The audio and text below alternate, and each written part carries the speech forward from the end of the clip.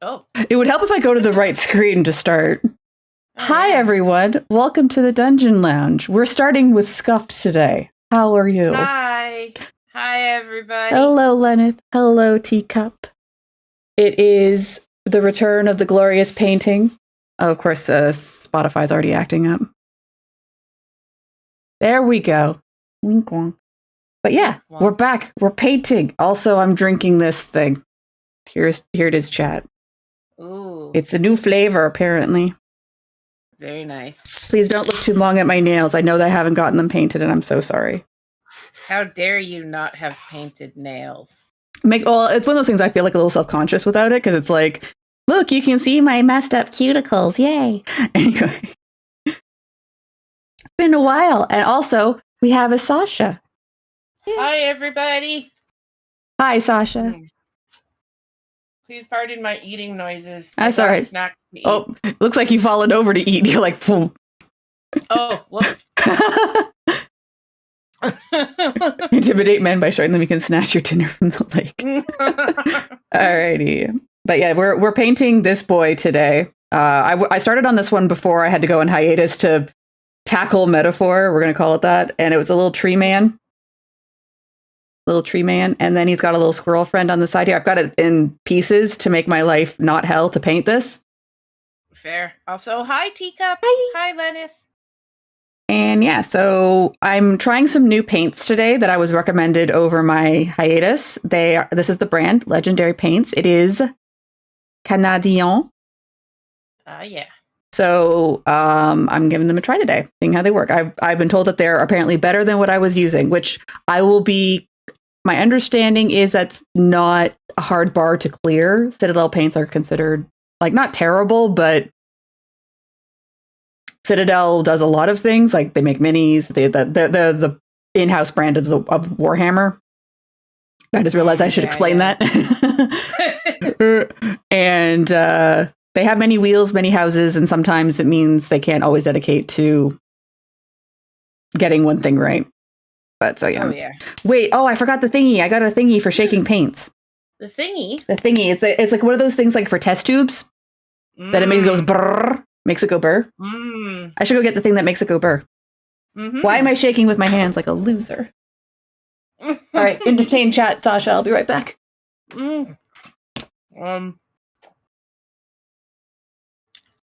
Hi, everybody. It's me, Sascha. On a what day is it? Hi. On a Tuesday. Hi. So yeah, this is the device I'm bringing it. It does this. I got it as a birthday gift from Plinian. But yeah, you put it on here and it goes burr. So I have to plug it in first. I like a burr. Are you going to give us some ASMR today? I think we are. Let me just see if I can plug it in. Ooh, we get some bonus Liz ASMR today. If I can plug it in. Okay, sorry. It's like right near the mic that the outlet is. So yeah, here it is. I would just like to say that this hot dog I'm eating is quite delightful. Ooh, but here, I don't know if it's going to be audible on the mic. We'll see. Oh. It's spinning. It's spinning. Oh no. All right. That could be taken in many ways. I'm going to say that's shaken. Buzz, yeah. Buzz. Away you go now. You've been... Is it shaken, not stirred? I guess so. All right, so I'm starting with Apocalyptic Red, and I'm kind of like doing the base of everything. Ooh. And then we'll see how that goes. Like that'll be the base color of the tree. I'm kind of going for like an autumn vibe.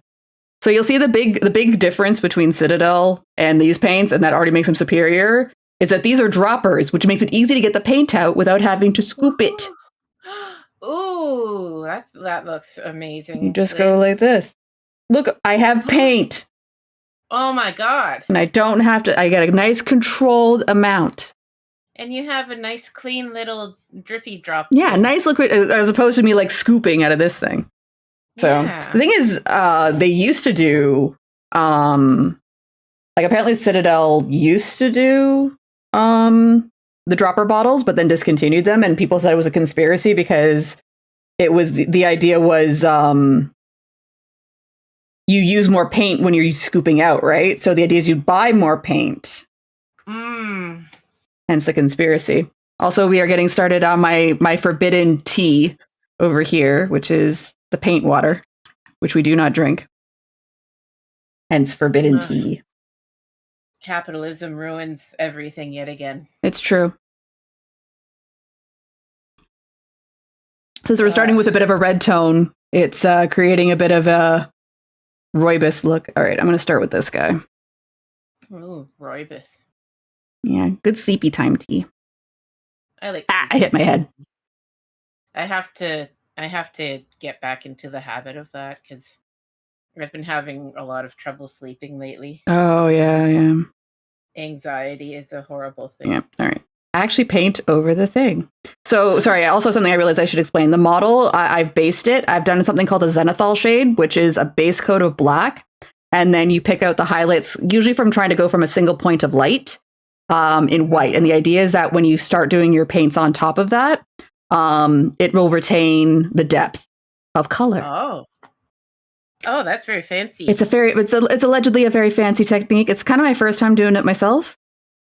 Fancy technique for fancy Elizabeth. Yeah, we're doing fancy. We'll see if it actually helps. Everybody, please observe Elizabeth being fancy. Now we just slap the paint down. And I put an extra pan arrives so Lenneth can have a little squee. Also, I would just like to point out that before the stream started, Elizabeth very kindly gave me a kitty cameo. And I really appreciate that. Oh, fancy. Mm-hmm. Also, let me know.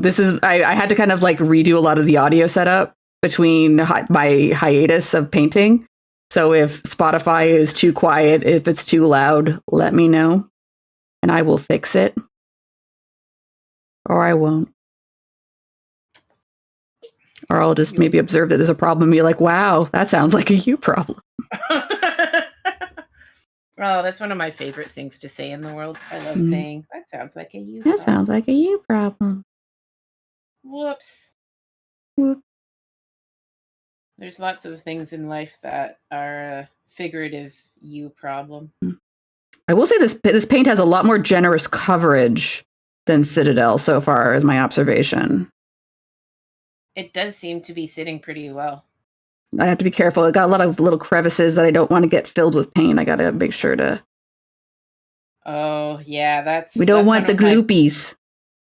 That's one of my banes when I paint. Is I take too much paint and then I end up like filling something I didn't necessarily. Yeah. Well, right now, since we're doing a base, I can kind of just slap it on and be like, "Go with the holes. Be free. Be free. Be free. Paint. Flow where you want." But yeah, I have to say I'm a bit jealous to hear that you had hot dog and poutine for dinner. Well, I'm having it right now. Well, there you go. I am a bit jealous, even though I had a very good dinner, so I shouldn't be jealous. Well, I'm gonna say, despite the fact that yes, this is extremely delicious, you should not be jealous of the day I've had. Oh yeah, you're saying it's a bit of a stress, yeah. Yeah, I'd say I've earned this very tasty dinner. Ooh, shawarma. I'll say, Lenneth, you know what? No judging, but mostly because like I know you're once you go back, you're not going to be having access to shawarma again. So it's like I say, get it while you got it.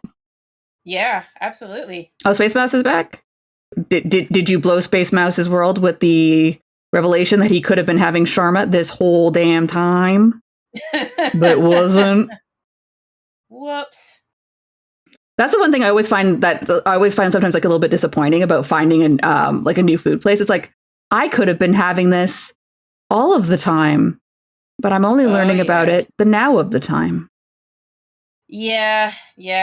It's that classic, know, you drive past or walk past a restaurant every time and you haven't bothered trying it because every time you do, you say, oh, maybe next time. Yeah. And then the next time comes is, oh, maybe next time. And then randomly you'll hear from a friend. It's like, oh, I went to this place and it was super tasty and you should go. And I'm just like, what? What? I should have been following my intuition. Yeah, like, you jerk, how dare you try that place out before me? How Oh, dare you? didn't have an opinion one way or the other. Well, that's their loss then. Yeah. Because speaking from personal experience, that shawarma place is superb. Mm-hmm. Like my work potluck on Monday had a shawarma platter, but it wasn't Shelby's shawarma platter. Oh. I mean, it's still shawarma. I'm not going to bitch. And it was still free, so I ain't going to bitch. But Oh, yeah. I mean, free shawarma, I can still shed a tear. that's value. Yeah. Yeah. Yeah. Oh, there, you're in the way. Go there. So how was your day, Elizabeth? It was work. I had to go in the train, and I had to feel like a sardine, which is never fun. Oh. But whatever, I'm back. And I will say, I think comparatively speaking, I think I got off easier than you did, so. Well, speaking of jobs, I just got hired. You did. You said you're starting next week, right? Yes, I am. There you go. So I will make a post in the Discord, but in short, I am not entirely sure how my schedule will be altered. Except to say that, unfortunately, I don't know if Sundays I can stream anymore. Yeah, well, we'll take it as it goes. Like, if we got to figure out, like, the Dungeon Lab schedule is not a monolith written in stone on a commandment or anything, so we can adjust days if we need to. Yeah, we might have to designate a new group stream day. Yeah, we'll see how it goes. Yeah. Also, thank you, Teacup. Yeah. I appreciate. I am super happy. I've been working really hard on trying to find a job. Yeah, you have, like, dear God, all the stories of interviews and shit like that. Oh my God. If I have to give another interview again, it will still be too soon. Yeah. In fact, I never want to again. The whole process of interviews always feels like so frustrating to me, especially because, like, it feels like such, I don't want to say performance, but like, because it's like, like, say for instance, I remember like one of the questions I got during one of my last interviews was like, oh, where do you see yourself in 5 years, and what goals you have? And it's like, just pay me. If you pay me, I will work hard for you. I don't know why we're having this performance about, like, goals and things. I require money in order to not die. We all know why I'm here. Yeah. No, I usually say something like, well, hopefully I'm still steadily employed with you guys. Yeah, like, I think that was kind of my cop-out answer too, was just like, I would like to be employed, preferably with you. Like, I know sometimes they ask the question because it's like, if it's feeling out like if you're going to be a short-term hire or a long-term hire, because it's like, especially with, like, I find, like, with a lot of places nowadays, like, you only start for like 2 or 3 years and then you move on. So, well, for me, finding a long-term job would be like my unicorn. So yeah, like, I need, like, I'm hoping this one will eventually turn into a full-time, because it's a part-time right now. Right. But I'm hoping I can maybe impress them enough to make them want to keep me on full-time and then day shifts, so that I don't have to work weekends anymore. Yeah. But that's beggars can't be you start at the bottom. Yeah, that's fine. I accept it, and I know it's inevitable. It's just like, why do I have to work weekends? I just bought a photo at a convention coming up. Ooh, what convention? Is that for Fan Expo? For the March version. Right. Yeah. Who are you getting a photo of? With Homelander. Oh my God, Anthony Starr? Yes. Nice. So I'm gonna have to see if maybe I could get, like, at least the Saturday off so that I could go get my picture with him. Yeah, I mean, unless they're assholes, like, you should be able to just say, like, hey, I made this commitment before I accepted the job. Yeah, I've spent money on it. Yeah, and it was not a cheap picture. Thankfully, a friend, a convention friend of mine said, "Oh, can I jump in?" And I said, "Yes, thank God." Yeah, I know that feeling. Yeah, I mean, if I had more money, I would have gotten, like, the one of the group pictures that they have. Yeah. But those are like 500, 400. I'm like, pardon my language, but Jesus Christ. Yeah, I don't know if it's because I'm jaded by like years of going to conventions, like nerd conventions, but like I'm going to a WWE event on Saturday called Elimination Chamber. Mm-hmm. And they also have meet and greet with the wrestling talent that you can pay to get photos and stuff with, right? Yeah. And I was like, oh no, like how much is it going to cost? Like it's not John Cena or anything, like not the big names, but like, you know, like they're kind of like still like the people with titles and things like that, or make, you know, have meet and greets, and it's like, oh, what's the price? And it's like, oh, $90. Damn, that's considerably affordable for, Yeah, wow, for the prices I'm paying at Fan Expo. Yeah. Like, that's very reasonable. I mean, it's still ridiculous, but it's reasonable in comparison, which is, you know, setting the bar is still quite low for that. Yeah. Yay, capitalism. Yay, capitalism. Oh, I forgot to get the front part of this brush or branch. I mean, not gonna lie, if I could like turn like streaming with us into a full-time career, that would be the dream.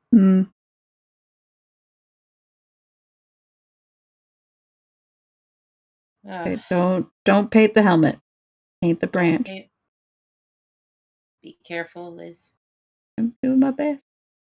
I believe.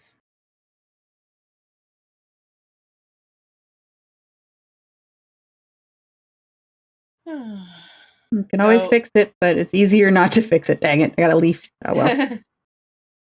So if this job well, I won't say if. I will say when the situation changes slightly. My roommate and I have decided to acquire a kitten and then a cat. Oh. And I am not gonna lie, I'm super stoked.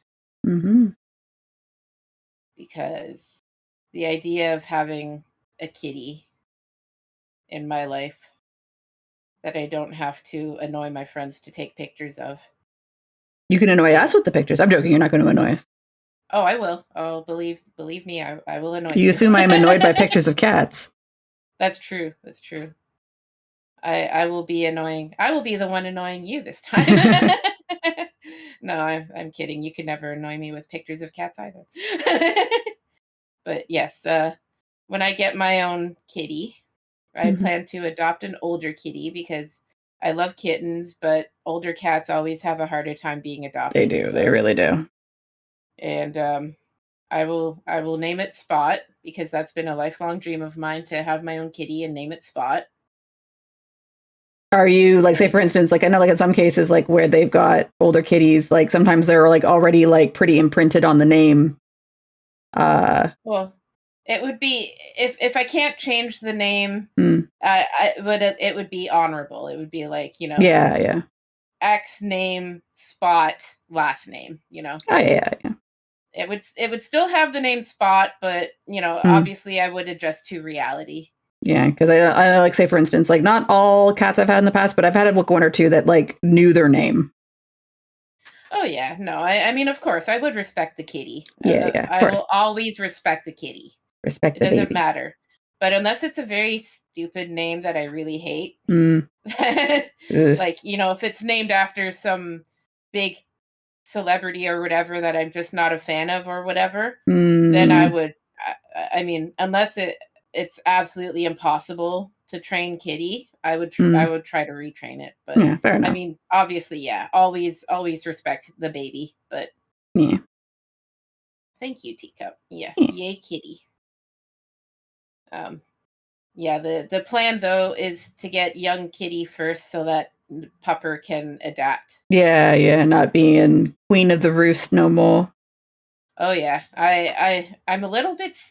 I'm scared and intrigued to see how she will react to having kitty, but you know, we're not there yet. So yeah, Pupper is still being really adorable in training. Speaking of, there's a training session tomorrow, and I look forward to it because training sessions are always fun to go to. Oh, cool! Gets you lots of puppies. Yeah, although the ones that we've been going to, there's only been one other pupper. But she is a very good, cute, silly pupper. Speaking of, you know who else needs to go to training? Feral Beast. No, she doesn't. Feral Beast? No, she was just jumping. She's jumping from the top of the cat tree and just the thud. Oh no. She's doing her Olympic tryouts. Oh. Representing Canada. Look at you. You're so cute. Yes, you are, Kitty. Yes, you are. Yes. Kitty is always cute. I have yet to meet a kitty that is not cute. Even the hairless ones are really cute. Mm-hmm. In fact, I have a friend who has like, I think 2 or 3 of them, and they're always posting pictures of them, and they're like in cute little snuggle puddles, and it's adorable. No, snuggle puddle. Fun fact: did you know that Sphinxes are a Canadian breed? Oh, interesting. I did not know that. I think they were first. I think they first emerged in Montreal, if I'm not mistaken. I could be wrong. Oh, I'm invisible? Oh, you are invisible. Oh no! You must have disconnected from VTube Studio. Here, let me fix that. I'm gonna be invisible for a second while I'm fixing, because no one needs to see the UI. Do it. Oh, it says here. It says you're here. Mine says I need to join. Okay, well here. Okay, I'm joining. Okay. Oh, there you are. Yay. Oh, there appears to be some background noise. My apologies. That's okay. And then we turn it back. Poof. Yay. Poof. I have returned, friends. Sascha has returned from her trip to another planet. It was a joyous trip filled with kitties. Space kitties, to be precise. With little helmets. Yeah. Well, it's like in those stained glass pictures that kitty that I'm holding. I love that kitty so much. No. Is that kitty's name also Spot, or does that kitty have a different name? That kitty is also Spot. It is Data's kitty from Star Trek: The Next Generation must be honored. Right. His was an orange one, wasn't it? He actually had 2 of them. Oh. One of them was an Abyssinian and the other was a ginger. Gotcha. And he said to Worf, he said, "You must tell him he is a pretty cat, a good cat." Yes. And Worf was holding him like he was a tribble. Made purple. Yeah. Worf was like, "What is this beast?" Worf does not understand kitties. That's okay. Worf doesn't need to.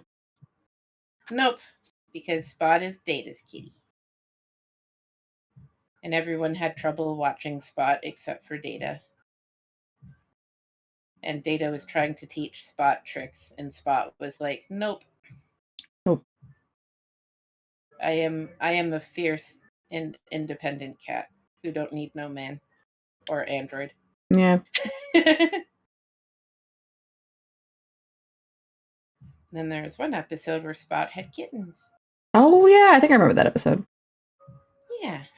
And I think Spot temporarily turned into a lizard. Oh yeah. I don't remember the plot mechanics, but it was something like that. Some sort of weird space neutrino justification. Yeah. Some weird techno babble was affecting the Enterprise, and and Spot turned into a lizard, but the kittens remained kittens. And they were adorable. Yeah, so far this paint feels like a winner. Yeah, you like it? Yeah, I think it's stuff like I haven't been using a lot, and I feel like it's got good coverage, and it's not like it's been good. Nick swears by it. Yeah, and Nix is a much better painter than me, so Nix is amazing. Yeah, like speaking of people who should be doing painting streams. Yeah, well, Nix was telling me that they were contemplating the idea, but a whole bunch of other stuff happened, and they didn't get around to it. Yeah, I know they had to move, right? Yeah, they moved. Maybe once they settled down, I can convince them to try it, consider it again. Mm-hmm. But I wouldn't blame them. They've got a lot going on right now. Oh so. Yeah. Don't we all? Yeah. The world is currently on fire in many different ways. Both literally and figuratively. So chat, tell me some good news. I need some serotonins. My serotonin. I'm gonna say, trying to think of good news right now. Yeah. Tell me something good that's happened to you today. I need some goodness. I did have a good salad with my dinner. Ooh, what kind? It was kind of like a like it had like pickles and boiled eggs slices. Ooh. And I'm not too sure what the dressing was, but it was like kind of a cream one. Which, you know, basically probably renders it a not healthy salad. Mm. Oh, whoops. Sorry, hot dog. That's okay. How dare you eat while I paint. And or drink while I paint. How dare I indeed. How dare.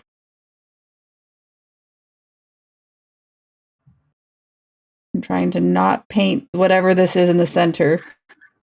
Weird skull thing. Weird skull thing. I see there's a little, right there, there's a little skull head. I think that's meant to be the ball of Bloodbowl.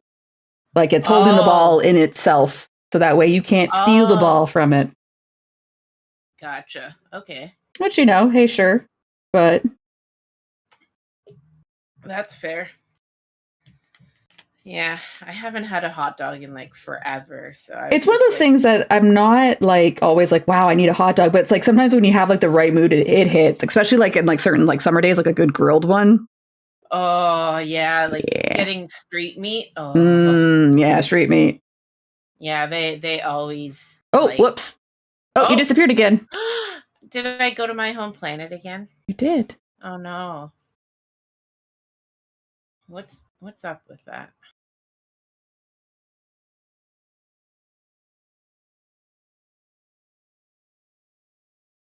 Yeah, it's just a craving. Like I had a craving for like homemade tacos once. It's like not that I don't like going to a place or whatever. Yeah.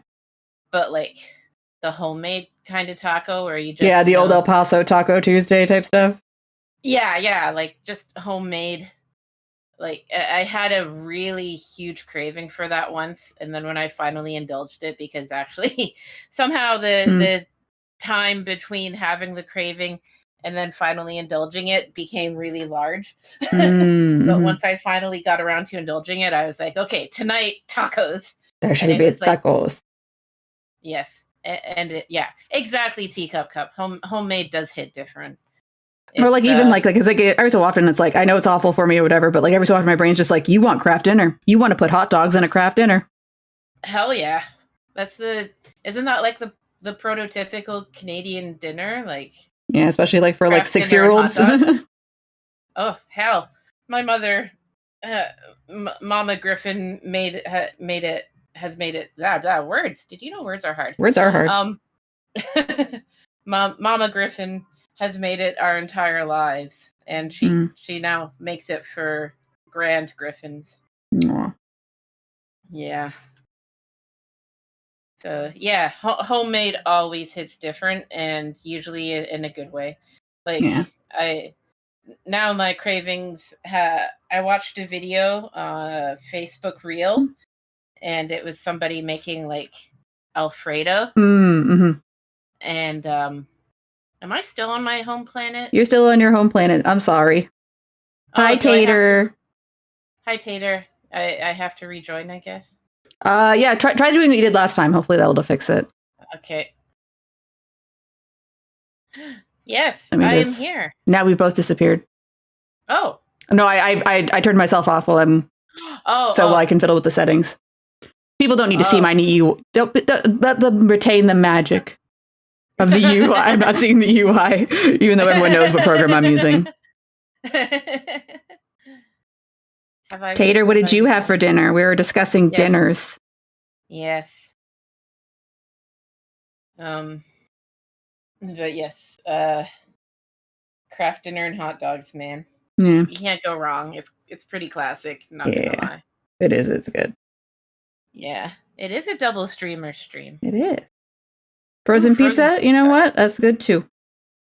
What kind of frozen pizza? Like, is it Red Baron or Dr. Ecker or Delicioso? We don't get Delicioso anymore. It's been discontinued in Canada because someone, I guess, decided it wasn't something. Who earns? Mm. Mm.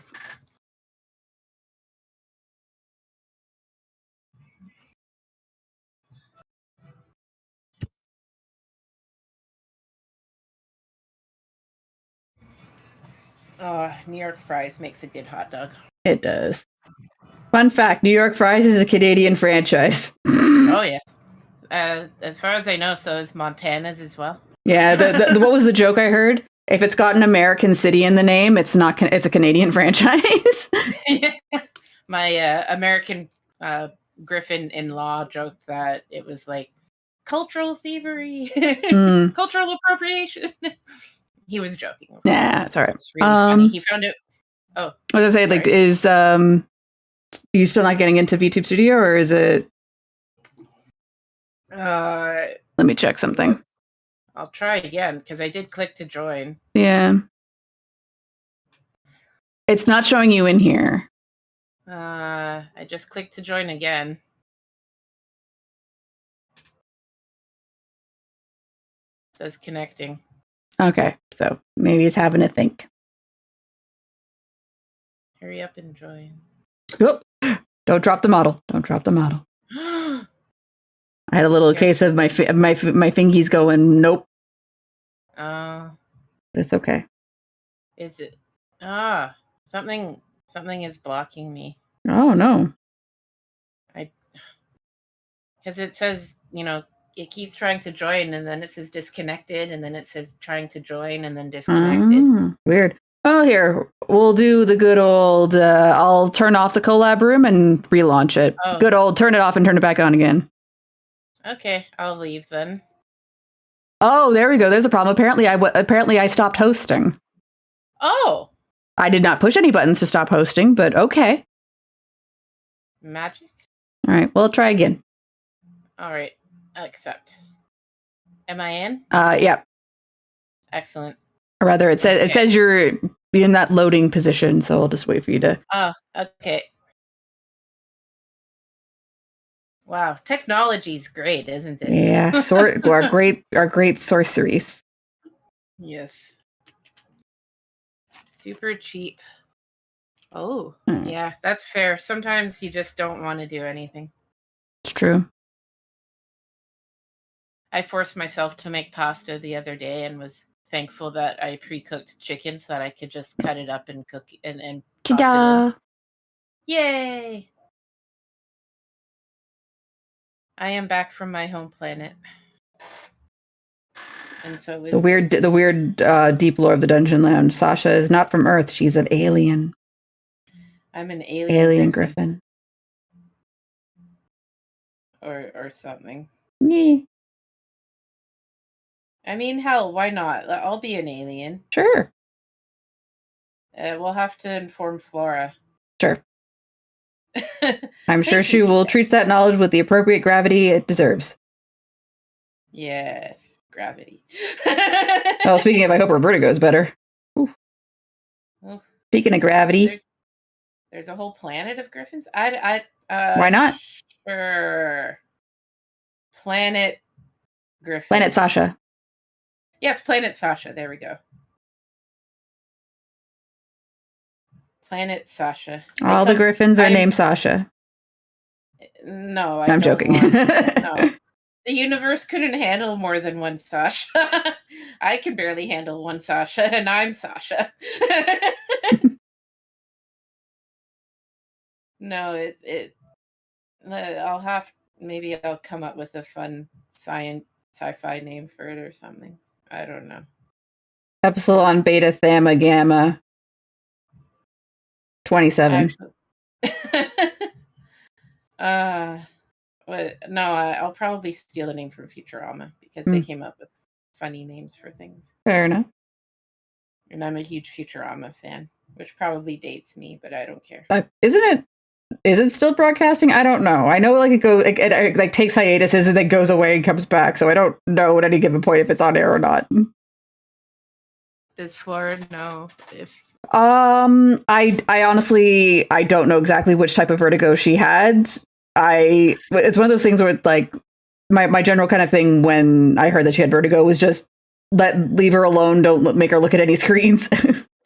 So I didn't message her or anything to get information. So I'm sorry, I don't know which kind of vertigo she had, other than it was vertigo and she went to have a lie down. I get vertigo myself, and my doctor told me it was because like some of my little ear cilias stick together sometimes. Oh no! And so there's literally nothing he could do about it. And he can't give you conditioner for your ear hair. I'm joking. That's weird, Elizabeth. That's weird. If it worked, why is it weird? Still weird. Okay. Yeah, I hope she's doing better. I haven't. She's been quiet today, but that could also just mean that she's had like, you know, when you don't feel good for a day and then you have to spend the entire day catching up with everything you didn't do. The day you were feeling like shit. Yeah, I hate that. It's like sick hangover, but you're not hangover. It's just like everything hangover. Yeah. Oh, the ear one is the acronym one. I didn't know that. Well, cool. Thank you for informing me, Tater. Learning in the Dungeon Lounge? Oh my god. On a Liz stream of all streams? Yeah, on one of my streams.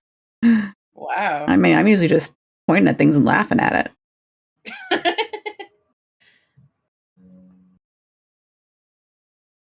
Wow. This is like a super chill stream, Liz. Yeah, I mean, that's generally what I kind of aim for painting streams is like, just chill. Just doing a painting. I'm by no means an expert. I am by no means good at that. Well, I'm not going to say I'm bad at it, but I'm not like... if you're coming to the stream to learn how to paint or to become a better painter, no. Go somewhere else. In this economy? Yeah, exactly, Teacup. I might have to join you for more of these if I can. Yeah, of course. I need more chill vibes in my life right now. Yeah. I've been having anxiety-induced sleeping issues. We were having a discussion before we went live, which was what to name the squirrel. This little guy. Oh, yeah. Yes. We are taking naming suggestions for the little guy. The little guy. He's just a little guy. The little guy. Yeah. Yes. Yeah. Your ear geodes. I'm joking. Yeah. There. Actually, yeah. I got. When I was in physiotherapy for another thing. Filbert. That's a good name. Ooh, Filbert. Newton. That's also a good name. Newton seems too sciencey, though. This isn't a squirrel of science. This is a squirrel of throwing an acorn at your head and during a game of Bloodbowl. And then laughing. And then laughing at you, yeah, and then laughing. Yeah, I did get prescribed some exercises, and I might not have done them right, but even then they helped a little bit. So. That's good. Thankfully, I don't get vertigo too often. Yeah. Chad. Yeah, that's a Chad. That'd be a pretty buff squirrel if it's Chad. Yeah, isn't like like the whole Giga Chad thing? Like, yeah. Giga Chad, there'd be a name for a squirrel. Hello, Giga Chad, the squirrel. Someone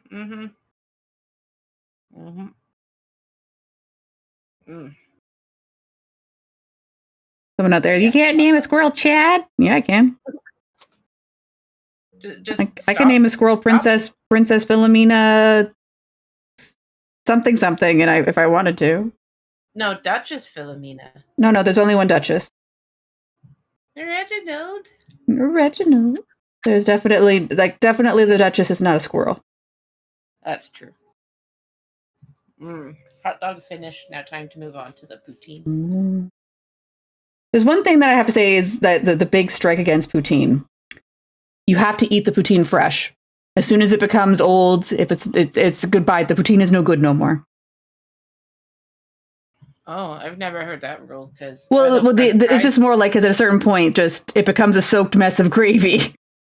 You had French fries, and it's like, Well, have you seen how long I take to eat things? Like, I mean, fair enough. Also, oh yeah, okay, yeah. I did some exercises. Oh, there's some borking. My apologies. The elf is about Reginald was the elf. The Duchess is 100% dumbass human. At least in the canon of D&D. If we ever do the Dungeon Lounge in space or whatever, perhaps the Duchess will appear as a Vulcan or something. Who knows?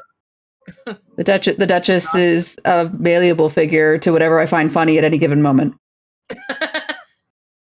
Non-fresh poutine. This isn't potato stew. This is just. I mean, I would say depending on the ratio of gravy to potato.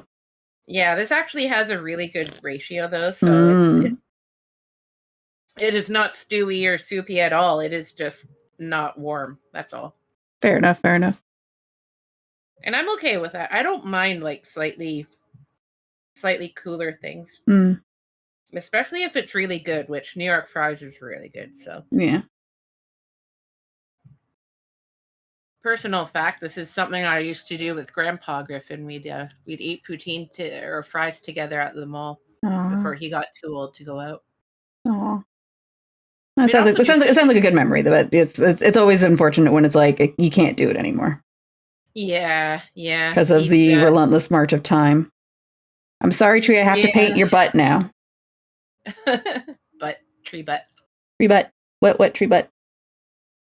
But yeah, because of that, I have fond memories of New York fries. Yeah. So every once in a while, I will grab some just to recapture the nostalgia. Yeah. And also to eat tasty. And it's one of those things that I always find like it's one of those things that I'm definitely a quote unquote eat your feelings type person. And it's like absolutely. It's very frustrating when that is the case because it's just because there's so many good memories or good vibes or whatever associated with food for me, and it's I know for a lot of sciencey type stuff, the senses of taste and smell are considered more. I don't want to say primal, but subconscious. Yeah. Compared to vision or hearing, which can be very directed or controlled, and those senses tend to trigger memory more. Taste and smell. I mean, well, it's because they're just so very important, right? You remember things. Taste and smell are linked to the memory centers in your brain, so it's that's why you get fond memories and nostalgia, say around whatever your favorite dish is, or sometime you had a great an important event or whatever.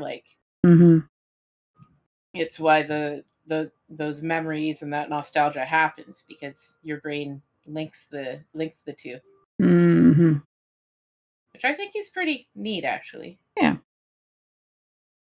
And it's got a purpose too, because it's not just because say for instance, if you ate a food and it got you sick, remembering the smell, remembering, those are cues to be don't.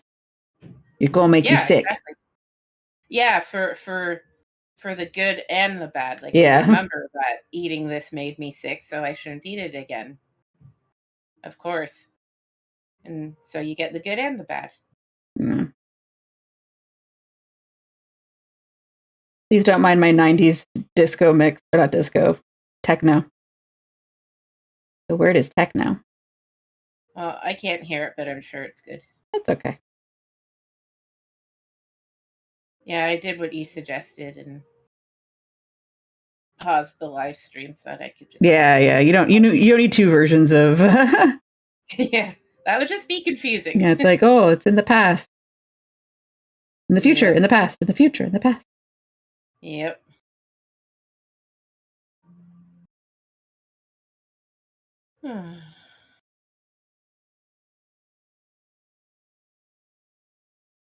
Yeah, depending on how this job goes, I might end up permanently changing my streaming day.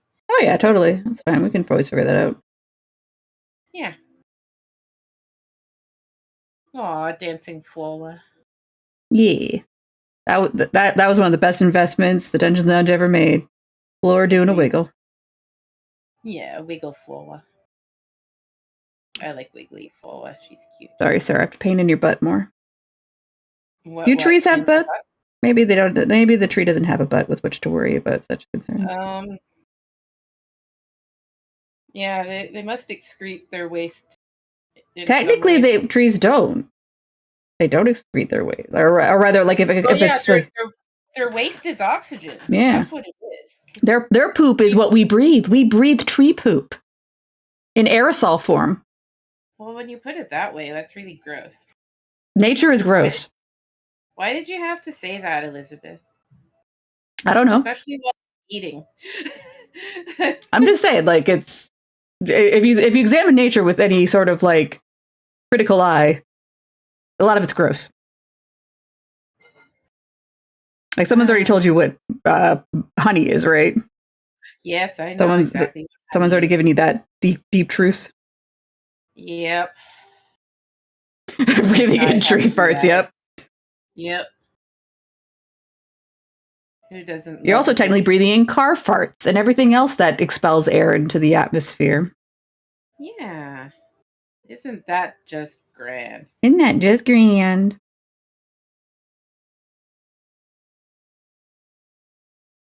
I once saw this really morbid theory online. Oh, yeah? I forget exactly where. It might have been on like Facebook or whatever. Yeah. But somebody proposed that in a way, aren't trees farming us for carbon dioxide? So we're being farmed by trees for food. I mean, on the one hand, they seem to be on the losing end of this deal, considering how many trees are subject to like deforestation and things like that. And yeah, which I thought was a really neat sort of like Uno reverse. Yeah. Wasn't that the plot of a horror movie? Like one of the during M Night Shyamalan's like bad phase. Didn't he do like a movie about like the revenge of the plants? Yeah, which I was gonna say, and then I got distracted. But sorry. Like, it puts that M Night. No. It was my own distraction. It puts that movie in a different light, though. Now, doesn't it? Like, it's like, I mean, oh, well, that's really cool, Tater. Oh, good. Oh, I've heard that job can be both rewarding, but also like I don't know if you were paid for it, Tater, but like I've heard if you have any sort of discomfort of living with your own thoughts, you will come to face with it doing a tree planting job, because it's basically you out in nature planting trees, and you're not really seeing other people. Yep. Yeah, no, it's always good to help the environment. Should stay stuck to farming small. Yeah, I mean, they would have had much better luck. Instead, they got us, and that's pretty shitty luck, if you ask me. It wasn't a job. It was on your parents' property. Oh, lame. Oh, okay. Because you can get paid to do that stuff, and like my understanding is they pay good, because like the turnover is like people go out there, they hold up for the job for about a week, and then they're like, I hate nature. I get someone else. Yeah. Because that's like the whole big thing. I think like in northern, like in like northern provinces, and like also like up past the Shield, where it's just like trees and no towns. So they're just like, here, go plant some trees. We'll pay you. Yeah. Oh wait. Hi, Grim. Hello. This is a vine. I shouldn't have painted it. Oh well. Grim is saying to turn down the music by a tick or two. A tick or two? Okay, cool. Thank you. You're welcome. There is a tick. Since I'm just being a dirty spectator. You're not a dirty spectator. Don't you start. Okay. Actually, you know what? Now that I think about it, I probably should be painting this area. I should probably be doing this in green. Oh well. Oh wait, we'll fix it later. That's the great thing about paint. You could just paint over what you don't like. Yeah. Yeah, because I'm just looking at now the tree. That's all vines. This part is tree. You're not tree. Tree. Aw, well, thank you, Teacup. That's very sweet of you to say. I appreciate. I don't know what H means in this content, but I think it was supposed to be hello. Ah, gotcha. Aw, I'm sending you a heart right back, Teacup. No, heart. Yeah, I love hearts. Mm-hmm. They keep us alive and they represent love. Mm-hmm. True. All right, we don't paint the squirrel yet. I don't know what color I want the squirrel to be yet. Oh. Maybe later we'll figure out what color we want the squirrel to be. I believe in you. Did we figure out a name yet? There were discussion of options. Yes. We the only thing we definitively did was voted out Duchess and maybe voted out Chad. Unless I find it funny. That's also fair. All right. Yeah, I just Bark. Bork. Sorry for the bork. It's okay. You do not control the borks control you. They are very bork. Bork. There is much bork happens in here. The pupper is a bork. Yeah. Flip you over. Oh, you have mittens on your underside. Ooh, mittens. Did you know that kittens have mittens? Yeah, little toe beans. Yeah. And I'm gonna get me a kitten or kitty. Yeah. Kitty cat. The kitty plan. Yes, there is a great kitty plan for Sascha, and it will happen. I'm so happy I got a job. Oh, you got an invoice for Sascha? Oh, the plushie. I'm like, you've bought Sascha. I mean, Sascha, you're for sale? I'm joking. I mean, in a capital society, aren't we all for sale? It's just a matter of haggling about the price. But anyway, sorry, moving on. If the price is right. I don't know who would want to buy me, though. Phrasing. Yeah. Phrasing. No, I walked into that one.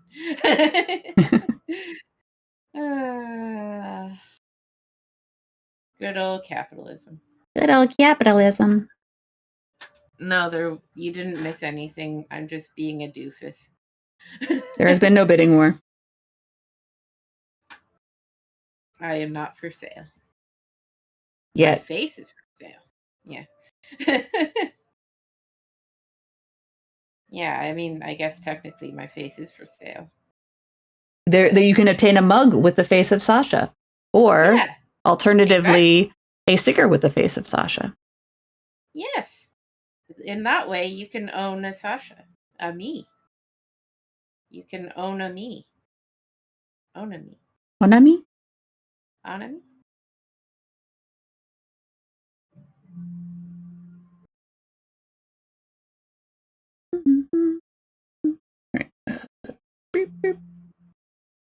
Oh, there's still... Oh, Tater was just ambushed.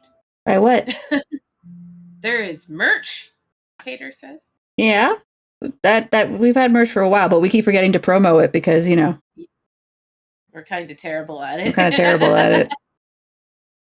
Yes. Is the Moogs...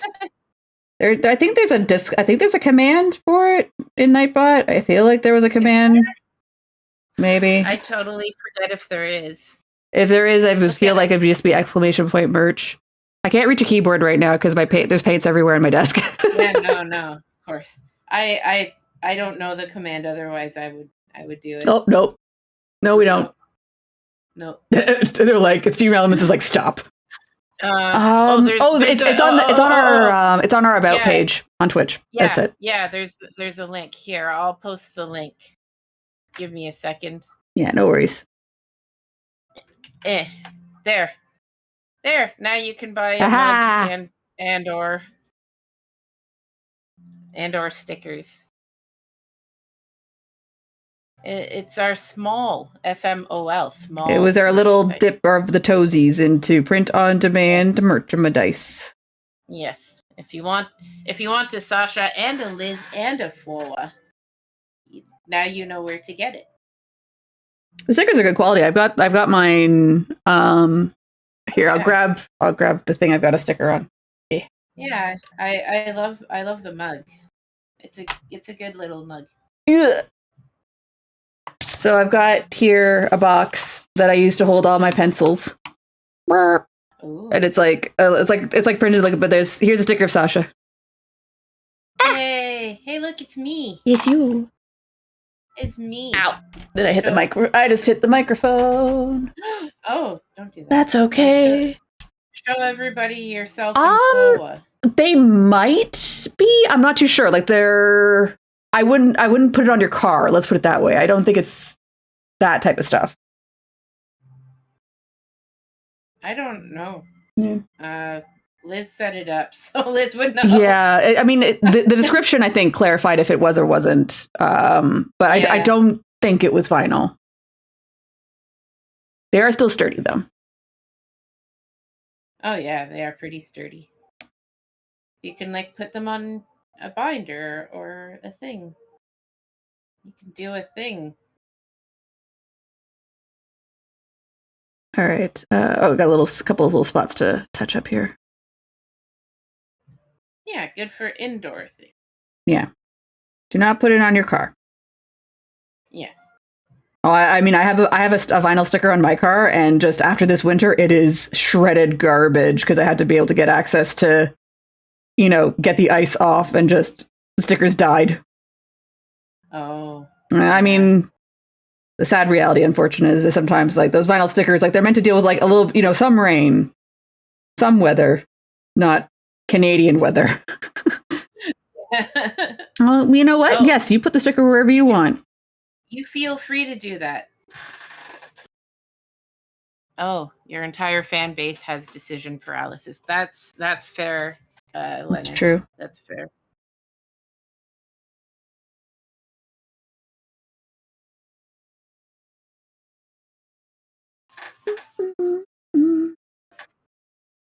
Oh, thank you, Tater. Oh, thank you. Thank you. Mm-hmm. Probably should make a command for it. I think we discussed doing it, and then we literally forgot. Could be. I mean, got distracted by something shiny. Well, the distraction probably being our chicken stream. It's a special paper. Oh, it is? Oh. Wow. Oh, sticker books that you can put stickers on. Oh, cool. Oh yeah. So I know what you mean, that type of paper. I had one of those when I was a kid. Yeah, like the glossy. Yeah, the glossy paper that allows it to, so it doesn't quite stick down. Yeah. Mm. I was definitely that little kid in the back of a classroom making little sticker collages because no one liked me. Oh, now we have some Liz lore. Ooh. Liz was a sticker kid. I was a sticker child. I was most crafts child.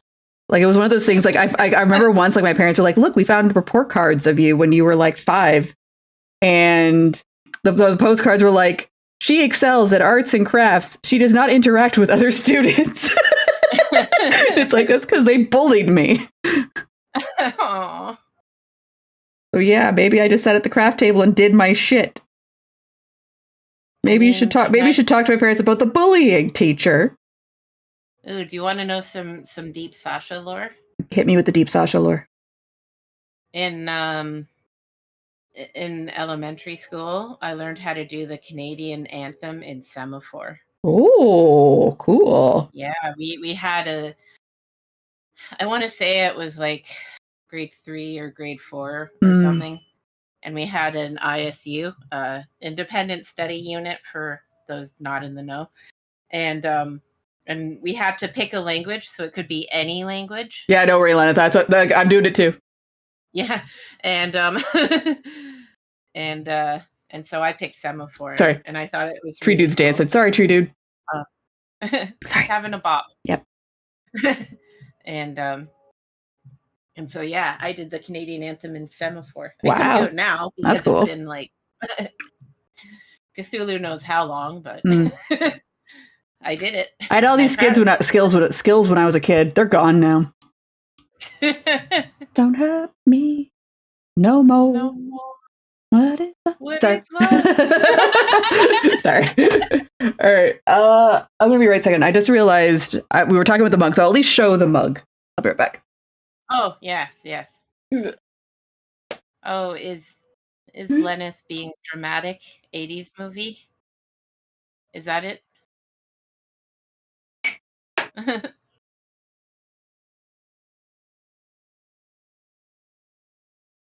Dramatic 80s Lenneth. Nope, wrong thing. Oh. Okay. This is the mug. It's a Flora. Flora. It's a Sascha. It's a me. It's a me. It's a you. As you can see, it is decent quality. Some reason kind of sparkly in the camera, but it's not actually sparkly. And it's blue. I think you're sparkly, Liz. Aw. I think you're a sparkly person. Aw, thank you. All right. You're welcome. What part? Everyone, please appreciate sparkly Liz. She is wonderful. Here, we'll have this guy do headbanging. It loses something when I'm doing it with my hand, but anyways. Oh no, don't worry about it, Tater. Get or do not get whatever works for your life. Yes. We're not your mom. Aw, stickles. Stickles. I'm trying to think of what color I want to do next. Because I kind of want to do a bit of an autumn look for this. So my thought is like, do I want to do the leaves? Do I want to do them like in a yellow or like maybe more of a fiery red? That depends on if he's a beech or a maple. I don't know. I don't know what. So these are the leaves on him. What are those leaves? What type of tree is those leaves? Can you hold it closer to the camera? Those kind of look like beech leaves, so he'd be yellow. Yellow? Okay. I don't know if I have yellow. Oh wait, I do have kind of a dark yellow here. What is it called? Yeah, I'd say lello and orange. Lello. Because you always got to do a little dark. Here we go. Bannerman's yellow. Oh yeah, that's a good fall yellow. Good yellow. Does the kid? I don't know. Oh yeah, we have to now bring out the burr ASMR to shake the paint. Hello. Oh, my freckles! Don't look at my freckles.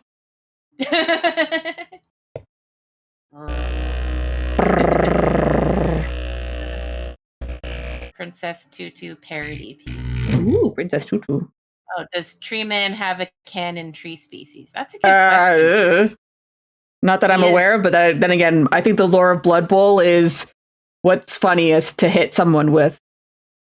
Big orcs hitting big other orcs. Yeah. Even if not necessarily orcs.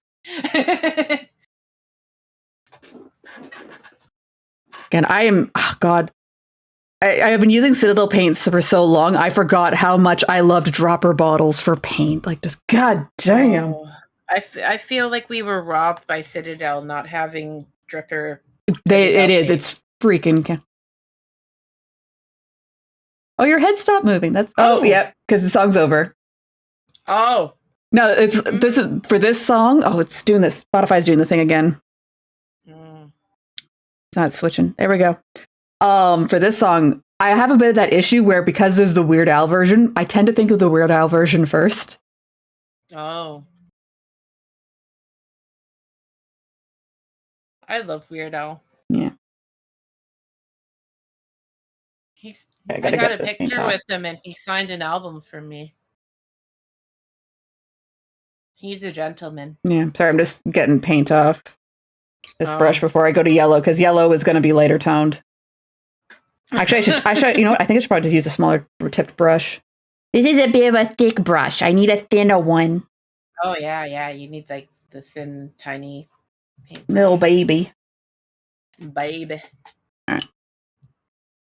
Yeah.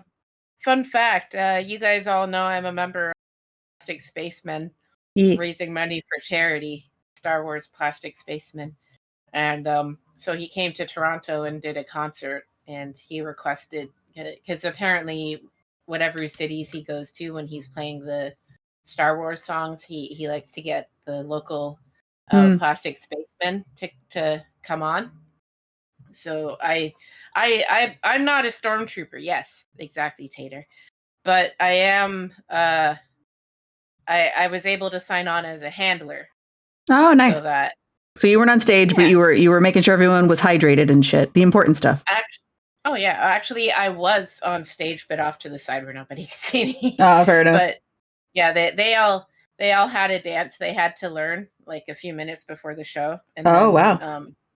And then we were all like hanging out in a spot, and then afterwards, it was great, like, and it is awesome. And then afterwards, he came out and took pictures with all of us, and then after that, he had an autograph line like outside in the area surrounding the arena,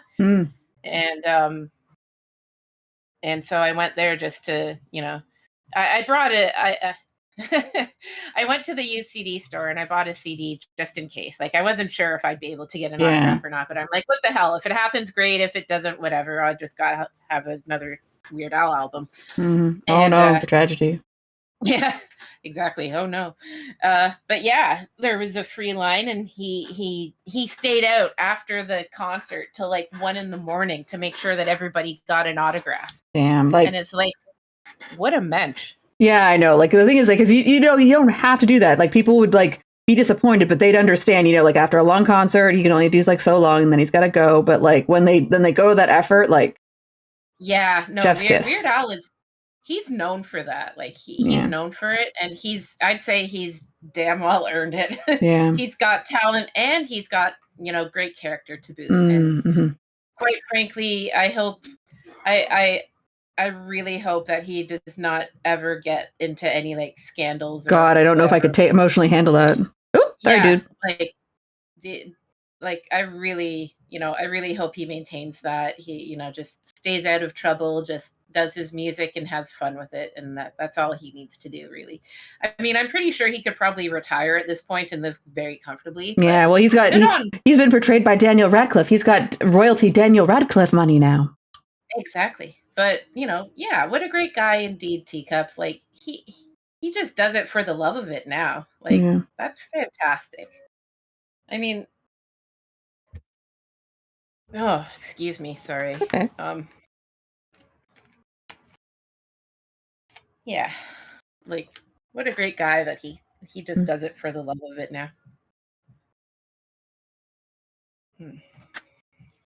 Sorry, I went on a ramble. Okay. It was a good ramble. It was about Weird Al. Yeah, I love Weird Al.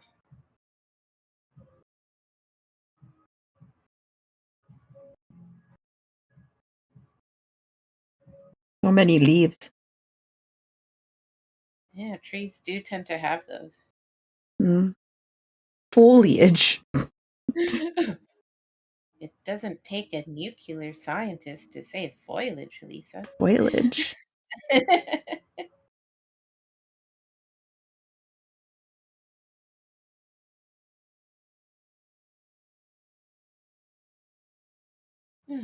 Oh, I love the dancing geese.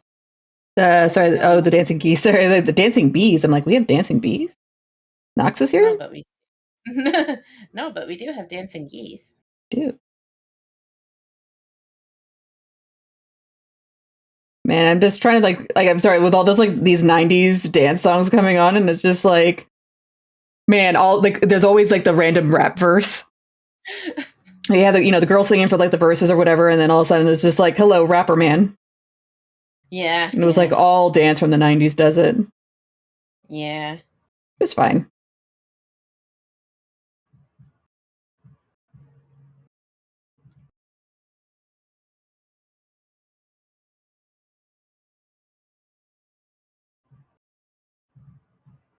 I missed a whole spot over here. I missed the whole spot. Oh no. This little like gremlin obscured this whole spot. I have to fix it.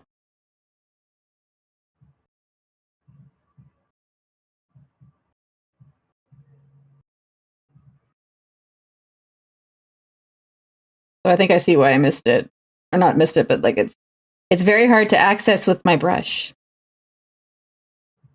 Oh, yeah. It's in a challenge spot. I hate those tricky spots. 90s. This was oh no, this is 90s. 100% 90s. Oh yeah. No, it's late 90s. I won't argue that point.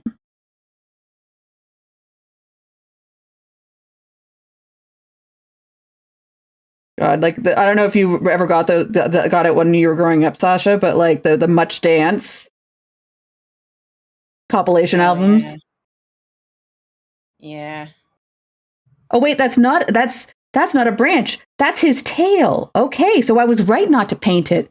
Hooray for me! Yay! So it's not that I've missed it; it's that I was intelligent. Oh. Yeah. If I wasn't using my phone as a camera right now, I would definitely look up the year that song came out.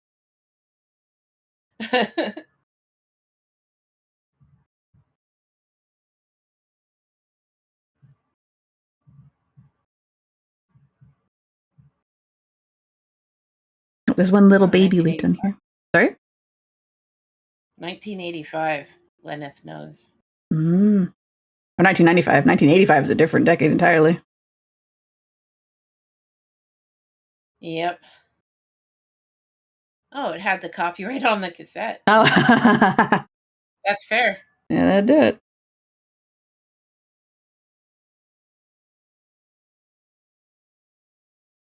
Little baby leaf.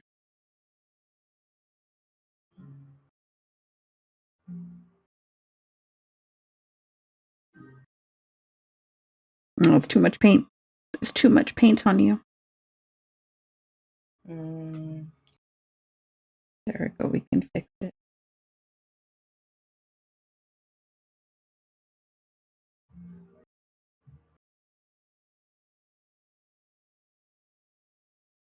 Can't lose the precious details. Oh, the Tron one? What? Oh, the current track is from Daft Punk. It was from the Tron sequel. Oh, I love that. Yeah. Oh, the sequel. Oh, I don't know if I saw that. It had Jeff Bridges using Disney's patented de-aging technology. Oh yeah. Okay, yeah, I did see it. Yeah, I remember liking those. Mm-hmm. R.I.P. Daft Punk. Are they? Oh, right. Did they? They broke up. They broke up. R.I.P. Press F in chat for and then here's the reason they broke up, and it's going to make you mad. The reason they broke up was they felt with the rise of AI and like technology and music, they felt they weren't able to ethically contribute, given that they basically were cosplaying robots for their band shtick, and that's why they stopped. They stopped because of AI. Pardon my language, but fucking AI. Mm. Very true. Also, hello, Nox. Hello, Nox. How you do? Yeah. As always is required, what did you have for dinner? Yes. But yeah, definitely got a good run. Yeah. I mean, ultimately, in the end, we all know what's going to happen. At some point, they're going to announce a reunion tour. Tickets are going to be $1,000, and we will all pay it. And cry. We have the money anyway. If we have the money. Or, we can remortgage the Dungeon Lounge facilities. Go use that to pay for it.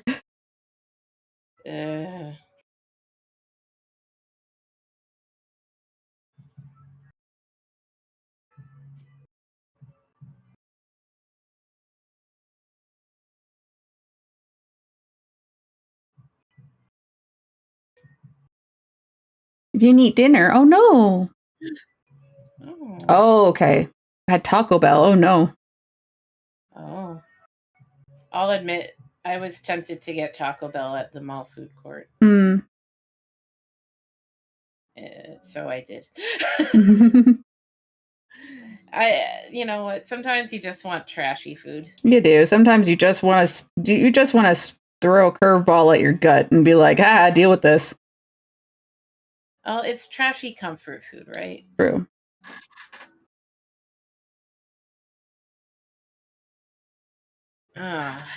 I mean, I've been known to get comfort cheeseburgers when something stressful happens. Yeah. That was I had a bad sleeping night Sunday going into Monday, and at one point, like I was being like, I got checked in on them, like, oh, how you doing? I'm like, it's okay. I ate my feelings with cheesecake. Oh yes, cheesecake. Cheesecake. I haven't had cheesecake in like a billion years. Elizabeth, can we do a cheesecake date? Sure. Maybe bring Flora in on it. Yeah, we can go to that Japanese cheesecake place. Yes, that would be great. Let's do that. Let's have a cheesecake date with Flora. Say cheesecake date 3 times fast.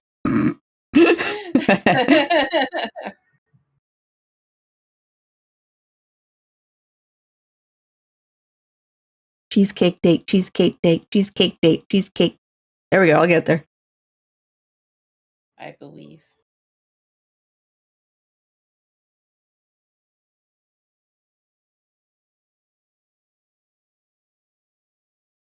I do want to clarify, because people are going to notice where these songs are coming from. I do not play League of Legends. I just like the TV show Arcane. I've never watched that. I've heard it's good, though. It is good. Also, an actress I like apparently is a voice in it. You're talking about the girl from Fallout, right? Yes. The chipper one. Oh, okay. And she plays Jinx in Arcane, yeah. Oh, okay. She's also, really Haley Steinfeld is in there, who is the new Hawkeye. Oh, yes, I like her too. She's also in Arcane as a voice. Oh, good for her.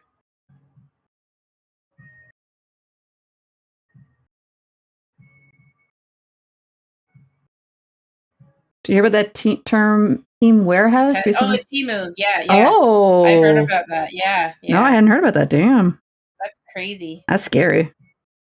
Yeah. Also, who the hell would buy a laptop from Temu? Although I saw the joke, it was like a whole Temu warehouse burnt down. $50 of merchandise was lost. Yeah. Like, we one of those things where it's like, you know, like sometimes I get it. Like, you don't want to spend a lot of money. Sometimes you got to be frugal. But I would not buy a laptop from Temu. Yeah, I don't think I'd like. There are some things you can't get a discount version of, like, without getting swindled. Yeah.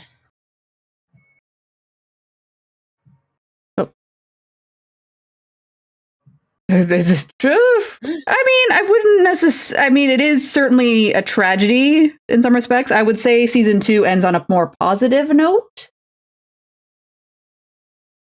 I can't speak to it because I've. Yeah, I don't want to, and I don't want to necessarily say too much in case your plan is to go see if you want to watch it at some point, Sasha. So I won't say too much. Oh, thank you. I appreciate not being spoiled. Speaking of things that could get spoiled on, have you seen the new Captain America movie yet? No, I've been too broke for movies. Fair enough. Yeah, I'm waiting for it because I have a couple like free passes, so I'm waiting for that to be like, we will accept passes now, because they don't let you do it at the opening because they're assholes. That I have a new job, I should be able to swing a movie sometime in the next, I don't know, maybe 10 years. Movies are so expensive now. God, I know. Like I remember talking about that, where it's like, you know, like let's say, you know, let's, for the sake of argument, Sasha, you and I are going on a date, and we're going to go to the movies. So we need 2 movie tickets. The tickets are going to be about $17 per person. So right in the gate, just to get in the door, it is going to be 17 times 2. We're going to round that up and call it $35. No. Yep. Yeah. Okay. We're going to round that up, call it $35. So there we go. So we're now inside. we're going to want snacks, right? You don't just go to a movie to sit there quietly and stare at a screen. You get some popcorn, you get a drink, maybe you get some gummies. I hate seeing a movie without popcorn, frankly. Right. And so I remember the last time I did like a small drink popcorn combo, it was $18. And that was the smallest bag of popcorn, smallest drink. You can sneak snacks in. I am definitely a proponent of the bulk barn run. Me too. To hide snackies. The thing is, the popcorn. I'm an old-fashioned Griffin who likes eating movie popcorn at the theater. Like you can certainly sneak the drinks in, whatever, but like you're spending at least $10 to $15 on popcorn because I'm not trying to be hyperbolic. It's just reality. No, and I did work at a movie theater for a while. Yeah. And my sister did too. It actually wasn't too bad, except for the fact that the management played the same 5 songs over and over again the whole few months I worked there, and it drove me insane. I bet. But that's beside the point. In any case, I never... fun Sascha fact, I love popcorn, and it's one of my kryptonites. Mm-hmm. And if you ever want to get to my heart, you can get there through my stomach with popcorn. We're getting lots of deep lore today. Yeah, but speaking of popcorn, I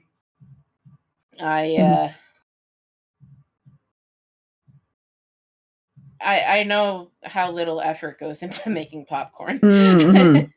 And it's absolutely extortion what happens at a movie theater. God, like, yeah. Absolutely, no questions asked extortion. And I mean, there's really no excuse for it other than the fact that capitalism. Yeah, well, I also learned that apparently movie theaters don't recoup through ticket prices. No, they don't. Recoup through snacks. Yeah, they want you in the door. Most of the ticket sale goes to the person, like whatever studio is backing that movie. Yeah, and so I mean, capitalism is evil in that it punishes even other capitalists. Mm-hmm. Because heaven forbid. Yeah. Profit first. Always profit. And my understanding is studios have been really ruthless post-pandemic, because it used to be that a certain amount of the tickets would go, like, because it used to be, especially in the pre-streaming days, if you wanted, the movie theaters had some ability to push back on studios, because it'd be like, if you want your movie to be good, like if you want your movie to be seen, we have to agree to show your movie. So we deserve more cuts. But in the post-pandemic world where it's like, it's already been proven, people will, unless it's something they really, really want to go see in a theater, they'll wait for it to hit streaming services. So that put power back to the studios to say, we don't need you to show our movie. We can put it out on Netflix and we'll do fine. Yep. So, yeah. So unfortunately, it slid back in favor of studios in terms of the profit share or whatever you want to call it off tickets. So yeah, and as a result, snacks got more expensive because post-pandemic, where are they making the studios making them, or not studios, where the theater going to try to make its money? Won't be off the ticket sales. Mm-hmm. And also, like, even the most popular movies, like, it feels like that, like the time it stays in theater is like 5 weeks, and then it's like, okay, bye. Yep. Whose streaming services we go. And if you can't make it, then screw you. You better have the right streaming service to watch it later. Bye. Yep. Well, like, and the fact that customers are being like punished for not having the right streaming service, like, like say for example, if you're a Trekkie like me, and you need Paramount, don't you? What? Paramount is the service that streams, not Disney, Star Trek. yeah. So if you don't have Paramount, but you like Star Trek, like you're kind of screwed because apparently you don't deserve it. Yeah, yeah. I'm trying to think of the last movie I saw in theaters. I'm pretty sure it was a Marvel movie. No, wait, it was Wicked. I saw Wicked. Oh. I saw it with Wowa. Oh. But like even then, like I find at this point, unless it's a quote unquote a spectacle movie, I am necessarily going to want to see it in theaters. Like, say for instance, like a good comedy movie, I'll wait for it on streaming services. Right? Was the Wicked movie good? I enjoyed it. I will say you felt the length of it because they turned what is a 2.5 hour musical into only half up to the intermission is covered by the movie. And they made that 2.5 hours. So you felt that you could tell they added the padding. And it's like, I didn't see it, so I can't speak to it. Fair enough, yeah. I still enjoyed it. I thought it was very pretty. Ariana Grande did a very good job as a ditzy person who is probably like a proto version of the Duchess, but oh, was there a Reginald? Kind of. I mean, maybe I just see the world. Maybe I just see the world in terms of Duchesses and Reginalds. You are a Duchess, or you are a Reginald. There's no in between. Yeah. You just say you're a Reginald. You are not a Reginald. You're a Duchess. I am. Oh. Yeah. Very kind of you. Oh yeah, they're 100% making a Wicked 2 to be the other half of the musical. Yeah, I heard of it. If you're familiar at all with the musical, they covered up until Defying Gravity in the first movie. Yeah, I know nothing. So I'm Jon Snow when it comes to Wicked. That's okay. I know nothing. Oh, I should put this. There we go. So, the model goes in the center. So I listen to K-pop. Yes. In case you didn't know. And there's one. So I got a couple of. So there's another band that I occasionally listen to, and I needed new fresh blood to listen to in my car because I have an older car with a CD player. Right. And one of the songs, they mentioned Jon Snow, but in Korean, so I have no idea what they're saying. They're like, what are they saying about my boy? Like, yeah, and now it's like I've every time I hear it, I'm compelled to like maybe when I'm not driving, I should look up the lyrics to that song, and then I forget when I get home. Oh, I hate that. The song again, and I'm like. I always find that so funny, frustrating. It's like, yeah, you have that thought where it's like I'm on a train or I'm in my car, and it's like I want to look this up when I get home. Do I look it up when I get home? No. Yeah, exactly. I get home, I take my shoes off, and my brain shuts off, and it's like, nope, no more thoughts for the rest of the day. Just for reference to the band I'm talking about is called NCT. They're like NCT 127, NTC Dream. Oh, because there's like subgroups, right? Yeah. They're like one of those groups with like 1,000 subgroups. Yeah, they got like because there's like what AK48, AKB48. There's a Japanese jail group, idol group, and then again like they're in subgroups from there. Yeah. Yeah. So like apparently NCT 127, which is one of the groups, is the postal code where they are. Where they're based. So, but yeah, so I got 2 of their albums, and yeah, so my other main band is Stray Kids. Right. And I'm purposefully limiting myself because I can get really obsessive. That's fair. You know what? I hear that. So I don't, and there's like approximately 10 billion K-pop bands, so the rabbit hole is deep and wide. Exactly. So it's like I'm sure every single one of them is fantastic, but my wallet and my brain can only afford a few of them. I think a few of them have started doing North American tours too. Stray Kids is coming in July, but their ticket prices are ridiculous. Define ridiculous. I want to hear this number.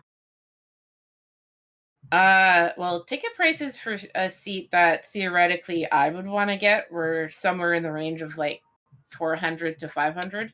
Yeah. And for that's another thing that spiked after the pandemic. Ticket prices for concerts. Ugh. Yeah. Well, right now it's Stray Kids, Teacup. Yeah. Absolutely. Stray Kids is top of the pile. But I also do have affection for NCT and also 17.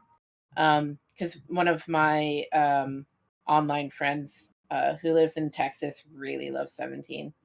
And she's constantly like posting pictures of them, and my bias for that, they call it bias when you like a specific member of a group. And my bias for 17 is Vernon, and he's actually American from Texas apparently.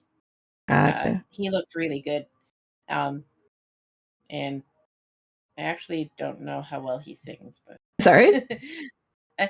There's contrary to the name, there's actually I think 12 or 13 members of 17. So I get confused with Stray Kids, and they have like 7 members. I just want to confirm 17 is in reference to their age, right? No. Okay, thank God. Okay, good. Near as I can tell, and this is keep in mind I am not a huge I have deliberately kept myself from getting involved with too many K-pop bands. Yeah. But from what I've learned, they were originally named 17 because it was intended for them to have 17 members. But then after they debuted, I think several of them ended up leaving for various reasons. Like they graduated or whatever, right? Yeah. So, yeah, I don't know exactly what it was. I couldn't tell you, but like stuff like that happens all the time. So, God, yeah. Like, Stray Kids actually debuted with one more member, but then he left he left right the second after they debuted.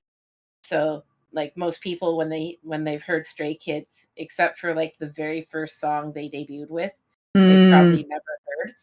But I will say, and good on the member, that he actually, I guess after a while, debuted solo. Oh, good for him. So yeah, and I've heard his music. He's actually pretty good. So I don't know exactly why he was kicked out, because I mean obviously they're not going to advertise it. Yeah, they try and keep that drama pretty low. Yeah, and good on them. Yeah. But yeah, so anyway, yeah, so I mean, sometimes it's not necessarily that a person's bad or good. It's just they don't mesh with the group. You know what I mean? Yeah.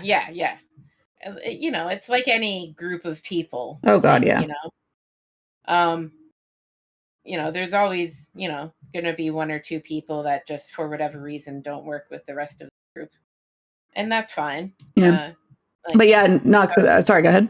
I just saw something that Nox posted that reminded me. But anyway, yeah, just to wrap it up, basically, apparently several of the members were either left or were kicked out for various reasons. Yeah, I'm stretching. And you have to stretch too, Sasha. Oh, thank you, Nox. It's very sweet. But yeah, so to your question, Nox, yes, there was actually a separate release of Wicked for a sing-along version. So like, I think Wicked came out in late November, and then around Christmas, the sing-along version came out. And yeah, I remember the reel that you're talking about that had beginning where they were like, let people enjoy the movie. Don't sing along with the songs, please. And yeah, and I think the thing even said like a sing-along version is coming. Go see that one if that's what you want to do. Yeah, I remember seeing that, which is funny because I don't know anything about. Frozen did that too. Yeah. I guess it's what's that? The Rocky Horror, like. Oh yeah. Well, I feel like if you're going to go see Rocky Horror in theaters, you're not going to sit down and quietly watch the movie. You're going to be an asshole in the theater and sing along. See, I saw that movie and I never quite understood why everybody loves it so much. I mean, it's fun. It's great fun. Yeah. Don't get me wrong. Like, it's not like I hated it or anything, but I don't understand like the fierce devotion to it either. Yeah. I mean, it's just weird. Like, it was fun weird, and like I said, I liked it, but I don't understand the slavish devotion to it.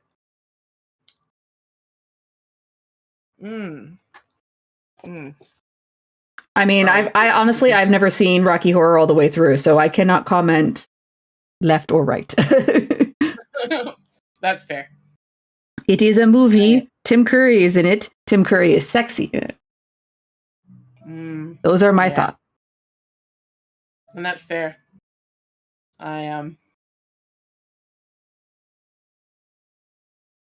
What was I gonna say? And I'm sure Tim Curry caused many queer awakenings with that movie. Oh, probably. And that's great.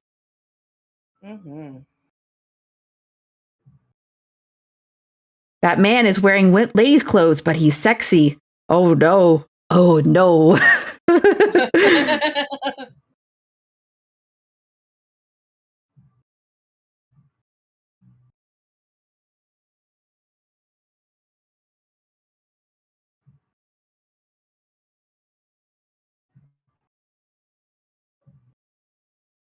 Painting leaves is hard. It is. They're so small. There's so many of them. I think I already bitched about this. Oh, did you?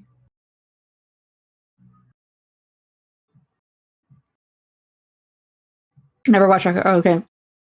My understanding is Rocky Horror, despite being called Rocky Horror, is not actually horror. No. Like, it uses the trappings of horror, but it's like horror in the same way as like Army of Darkness isn't a horror movie either. Yeah.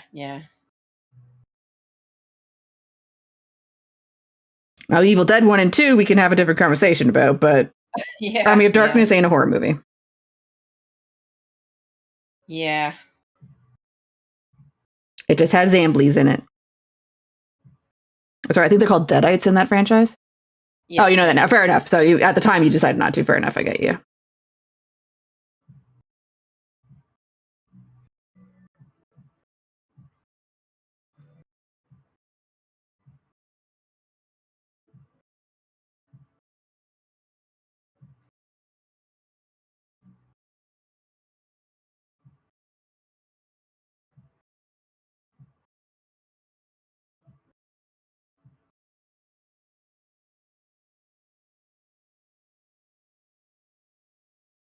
All right, so just almost done this branch.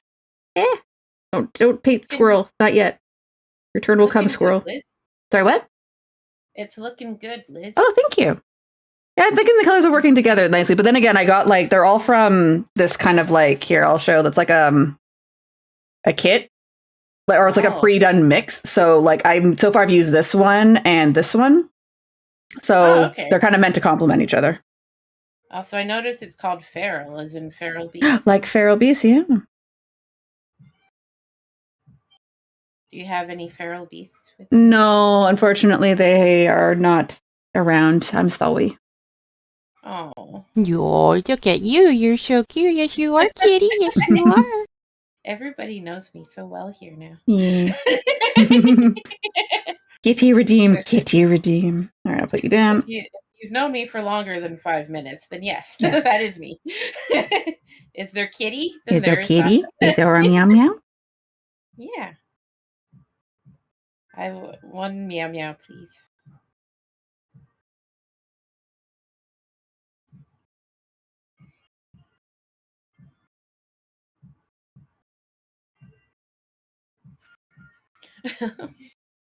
Paint those side leaves. There we go. God, that's one thing I have to say. Like it's I keep seeing like cat hair attached to the bottle. And then it's like I got it all, and then like 5 minutes later, I didn't get it all. Oh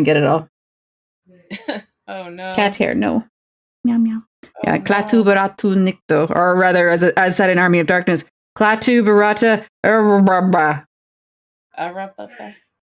You can't. The big plot point of Army of Darkness is he can't remember the phrase. Oh yeah.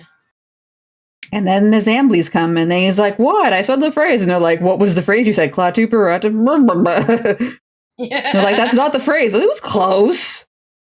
Yeah.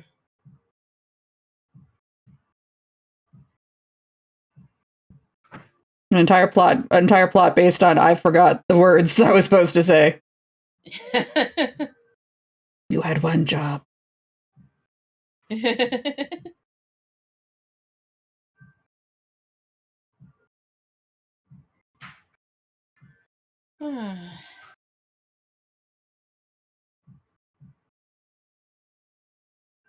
It's nice hanging with you, Liz. Yeah, it is nice to have you here.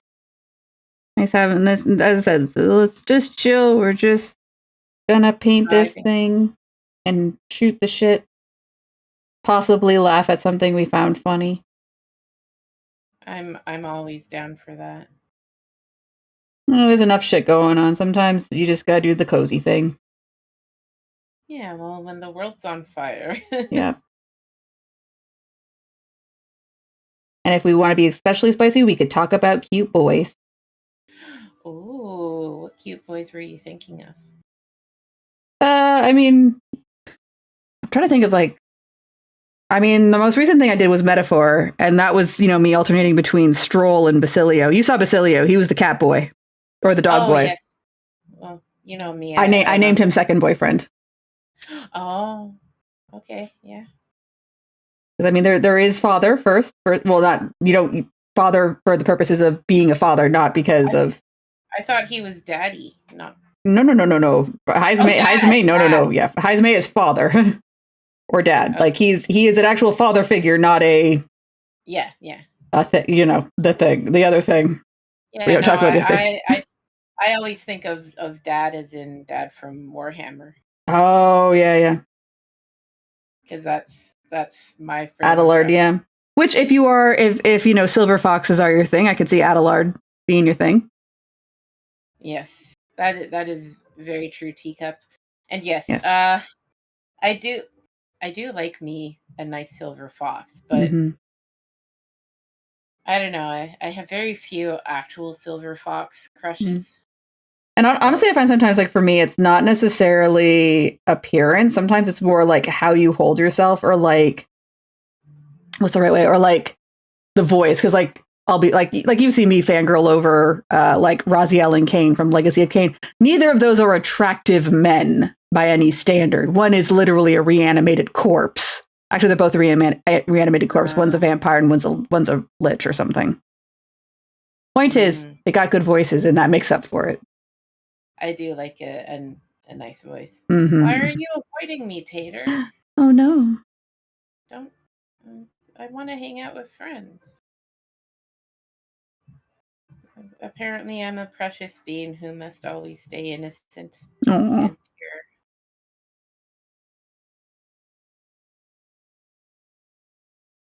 You don't think Sascha's pure after hearing talk about Tom Hiddleston? Oh. Oh, you had to say his name. I brought out the big guns. You brought out the big guns.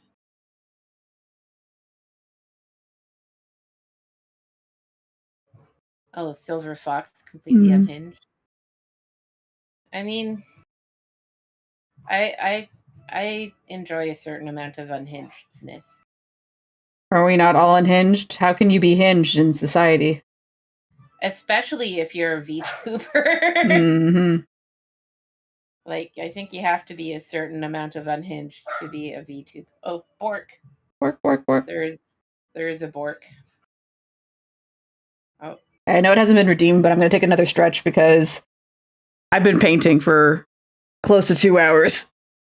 That's very fair. And sometimes you have to just uncrack the spine. Okay. Yeah. Oh, I'm sorry for Bork. Not much you can do. All right.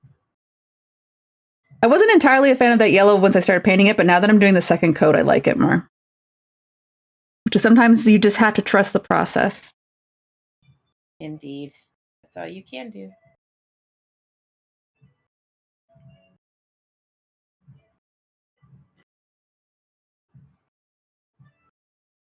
That is one thing that, because I watch a few YouTubers and people who do painting professionally, and it's just there are points at which you're doing everything right. It is going to look like garbage, and it's going to look like garbage until you get to a certain stage, and you just have to be it's okay. Just let it look like garbage until you can get to the right stage, Yep. Well, it's the whole principle of, just got to trust the process. You gotta trust the process. Because sometimes the process is like that. True.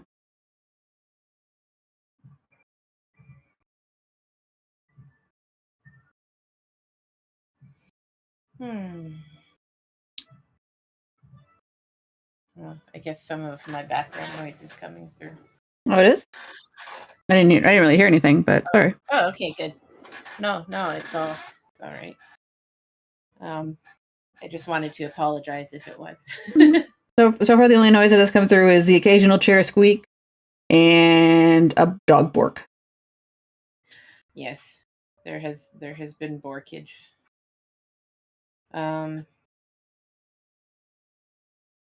I did see a new chair that I could theoretically afford at some point soon.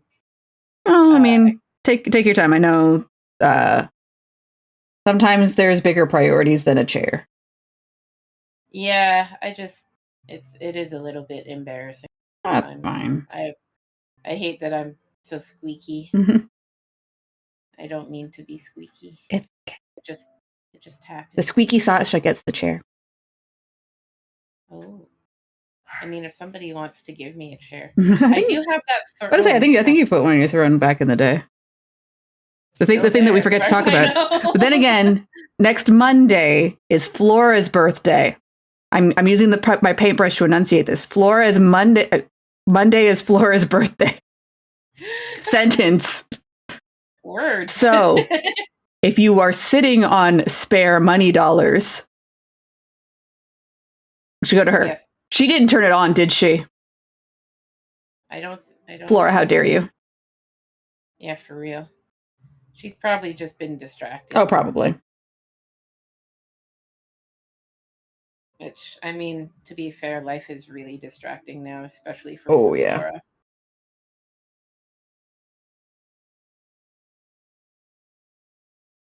I mean, life is distracting. There we go. Thank you. Hey. Thank you, Lena. Oh. I don't know if Flora's looked at it at all recently or anything like that, but that is her throne. Yes. Please give Flora some love. She deserves it. She's awesome. Or don't. We're not your mom. Yes. And also take care of yourself first. Apple's hellscape, all that. What? Yes. Flora, I know Flora agrees with us when we say please take care of yourself first. Yeah. We don't want to have any of those discussions of like, oh, I got you a gift, but now I can't have potatoes. And it's like, damn you. Yeah. I'd much rather you have a potato. Was your whole life a lie? Well, oh, there you go. Yeah. God, as I said, take care of yourself first. Yes. One day I would love to get a 3D printer because it would save me a lot of money on my plastic spaceman armor. Yeah. Though I think I don't know if he's still there, but there was a guy in the flea market who does, like, if you bring him the STL file, he'll do pretty affordable printouts for you. But I don't know if he'd do, like, he usually focuses on, like, D&D minis and shit. Yeah, well, like, that's the thing. I mean, those armors are huge. Yeah. And also, after they're printed and glued together, they take a lot of sanding. Oh, I bet, yeah. I cannot right now. I'm actually, my goal, excuse me, is to save up to buy snow trooper armor, because that's my next build. Oh, Tater, that's really sweet. Thank you. I will keep you in mind. Oh, well, actually, that's very generous. However, where I am right now, I do not have a lot of space. But I would like to keep that in my pocket because I may or may not be moving in the next year or two, depending on circumstances and how things go. So, I mean, obviously, if you can find a way to... I missed a whole leaf entirely. Sorry. Was hiding on the helmet. Sorry. I interrupted. I'm sorry. Don't apologize. I'm the one that's taking up your stream. No. I'll finish up. Sorry. But yeah, if you don't mind holding it for a little bit longer. Oh, that's cool. Yeah, we will definitely. I mean, we're not going anywhere, so we will definitely be in touch through streaming and Discord and stuff. Forever 27, forever streaming. Yes. Speaking of, I know we were talking about it not too long ago, like May of this year, 4 years. Ha! Oh my god. Has it been 4 years? Yeah. What the actual heckies? What is time? What is time? How did that happen? I don't know. That is really wild, isn't it, Liz? Yeah. Like how? Like I've a lot of people said like the post-pandemic has felt compressed, or even during pandemic was compressed, and it's like, yeah, I hear that. Yeah.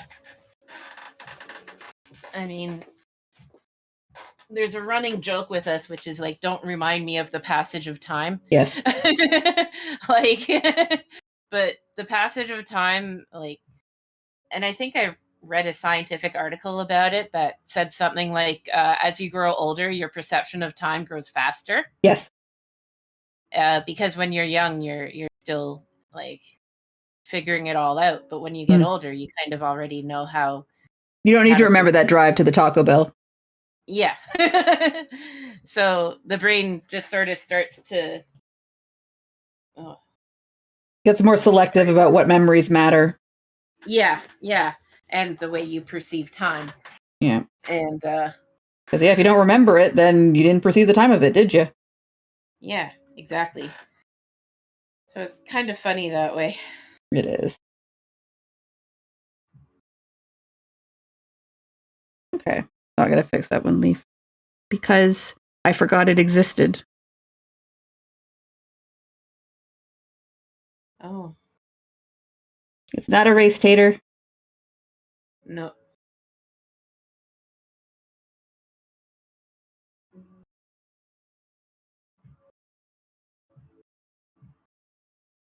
It's always funny sometimes when I see like artists that I remember seeing, like, you know, like when I was really young, being like, oh, wow, they're like in their 20s and that's so old. And now I see them and they're like, I'm 55. And it's like, when did that happen?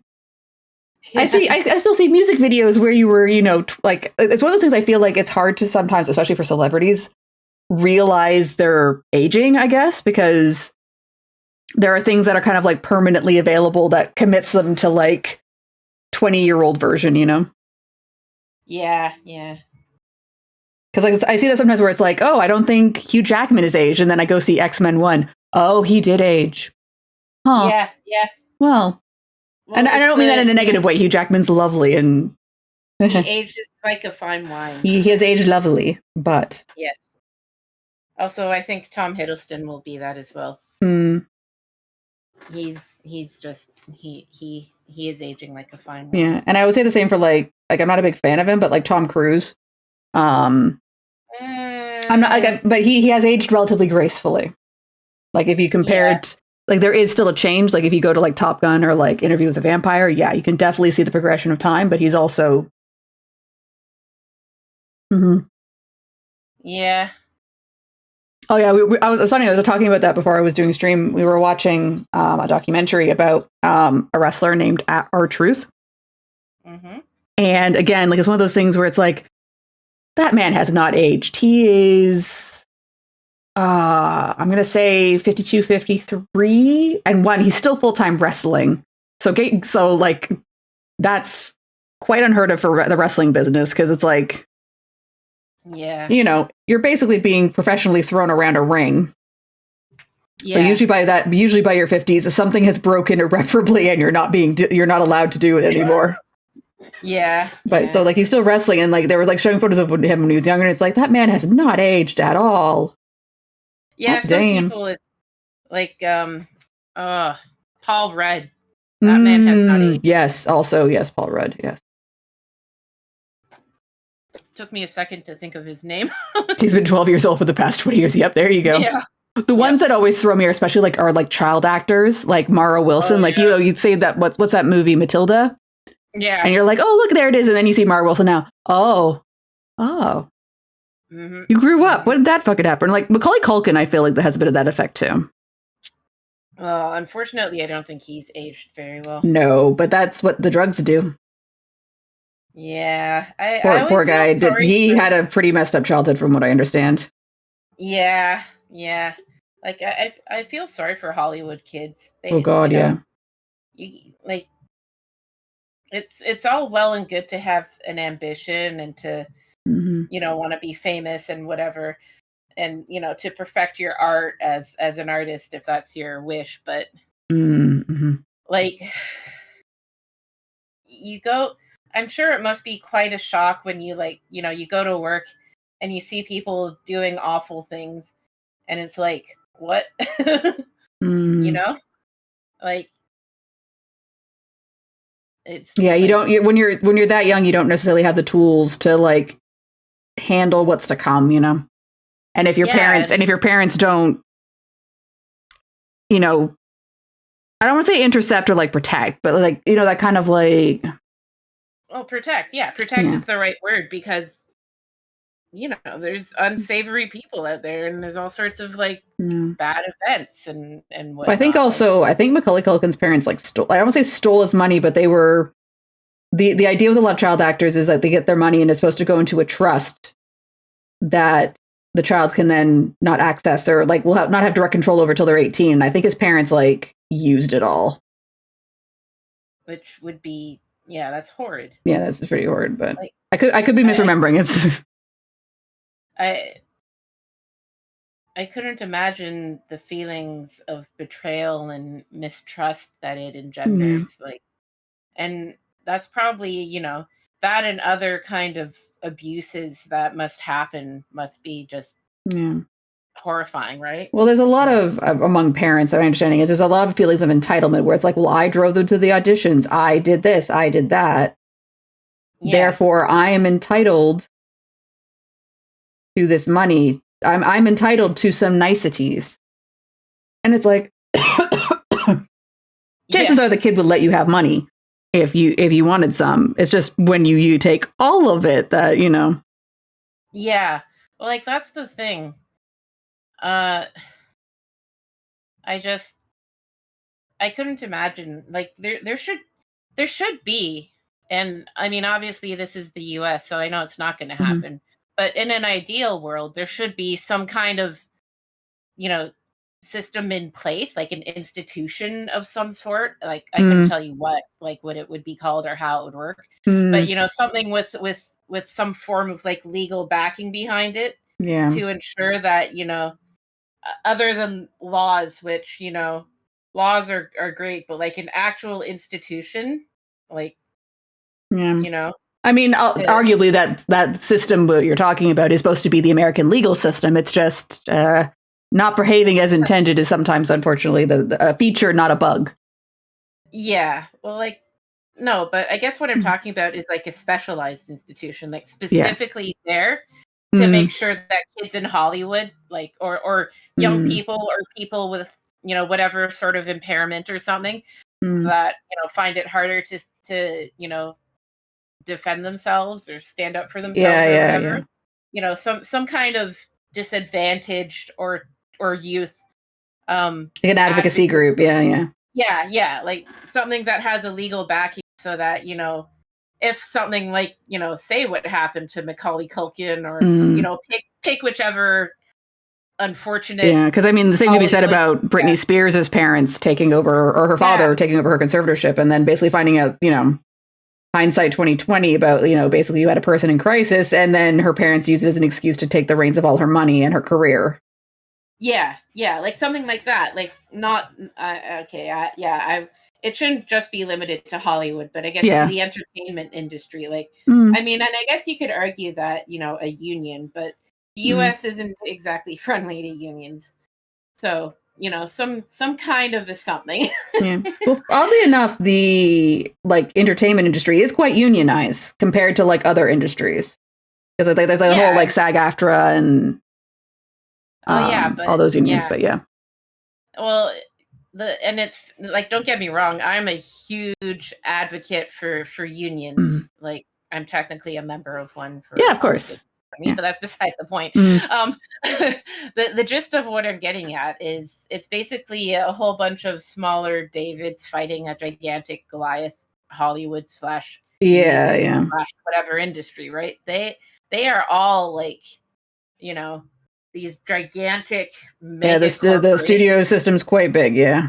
Yeah, with you know, influence out the wazoo. And you've got all the people who are actually making the money for them being, you know, vulnerable to so many awful things that happen probably on the daily, you know, if not the hourly. You know, so I don't know. Yeah, like I find the entertainment industry is one of the kind of weird ones because like anywhere else you cannot have, like, you know, you can't have child lawyers even if they're the most intelligent people or whatever. It's like, no, child labor, that wrong. But with movies, and like it happens a bit in music, but it is primarily movies. If you know you want to depict a child in a movie, you kind of have to go get a child. Yeah. So like you know, there is the intention of having all these protections and things like that, but you know, it's kind of one of the few places where it's like it can really get it. The exploitation is a lot more possible, I guess. I don't know where I'm going with my thought train here. I should have gotten a smaller poutine.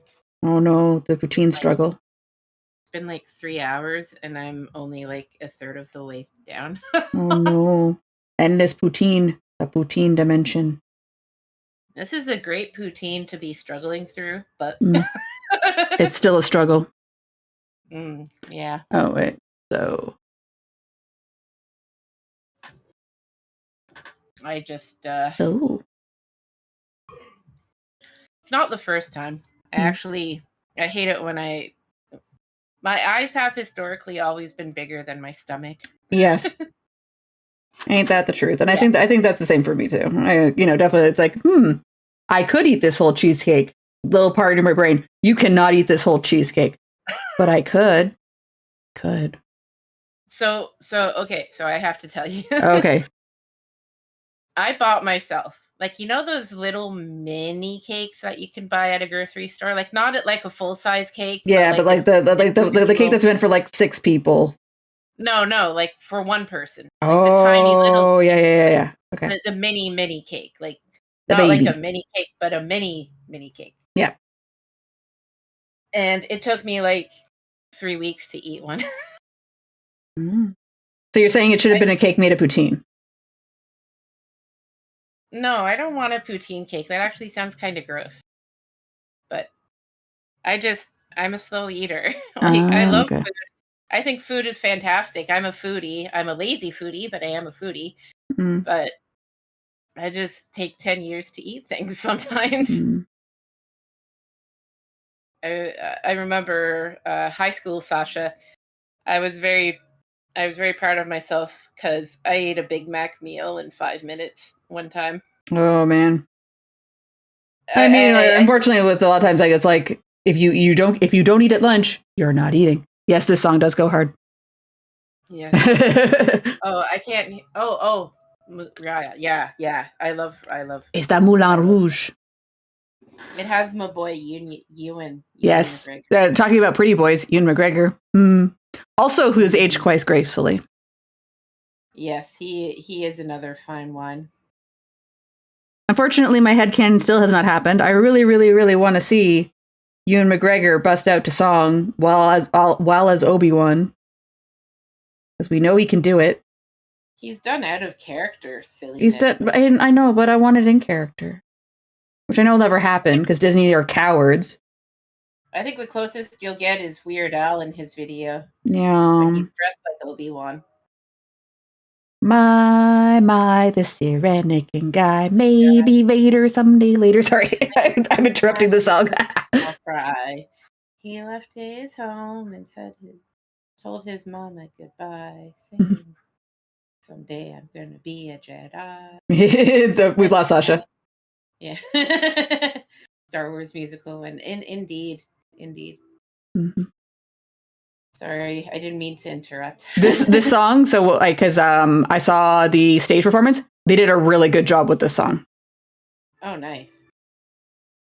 It is a completely different, like it is a different mix, but it still goes hard. Nice. I don't think there'll ever be a Star Wars musical, but No. it would be cool if there was. Like seeing, Jedi song and dance and do like a dance battle and in the way that musicals do battles and fights and stuff. Yeah. Well, I mean, the way I've heard it is the best musicals, the song replaces the argument, the action, the fight scene.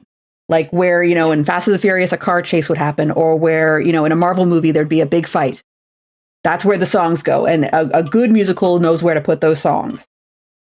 Yeah, absolutely. Because there are some musicals that just do songs for the sake of songs, and it shows. It shows. Yeah. My arms are cold. I'm going to put my sleeves back up. Okay. Oh, no. My arms are cold. No. Do you not have a warm kitty to warm them No, up? Unfortunately, no. All right, I'm just trying to think of what I want to do next. Oh, that's tragic. I guess I could start doing the green of the vines on the arms. Yeah, that's actually, I think that's a good decision. I'm going to do that. So for that, I think I want to use this green. I think we'll just have to survive teacup. Yeah. All right, where is that? That's wrong green. Nope. Here it is. Fern wood. All right. Burr BSR ASMR time incoming. 3, 2, 1. Oh. Jet engine. A little. That is not the sound of my PlayStation starting up. It is the sound of paint being shaken in an aggressive manner. All right, here we go. Brr. I'm guessing it was audible that time. Little bit. A little bit. Not too much, but a little bit.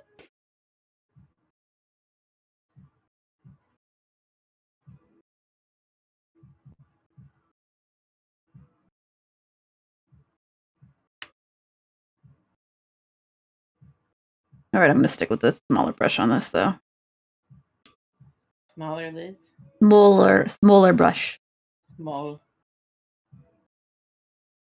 Boop. Boop.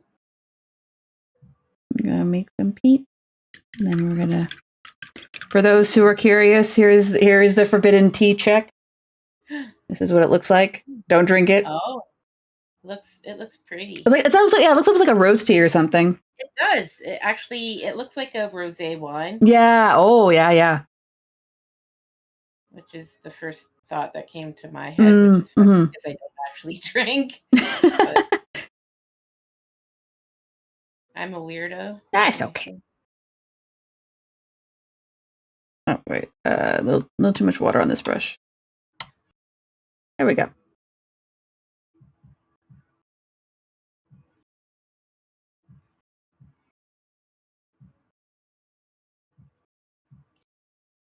There we go. Nice little green. Oh, yeah, I like that. Okay, that's good. Oh, yeah. Red and green are always a good combo. Yeah. Yes, you don't want it to look like Christmas, but they are good. They are good complementary colors to each other. Oh, yeah. If you want to guess out the old color wheel knowledge. I'm too tired for color wheels. Oh, that's okay. I'm a tired griffin. Oh, no. We'll have to get you some Coke or something. Oh, I have 3 bottles, but I'm just tired. Oh, damn. I've been sipping very slowly. That's usually how it goes. Drinking copious amounts of water, too. Also good. I like water. Water likes you? Plain water, too. Yeah. Or like what water?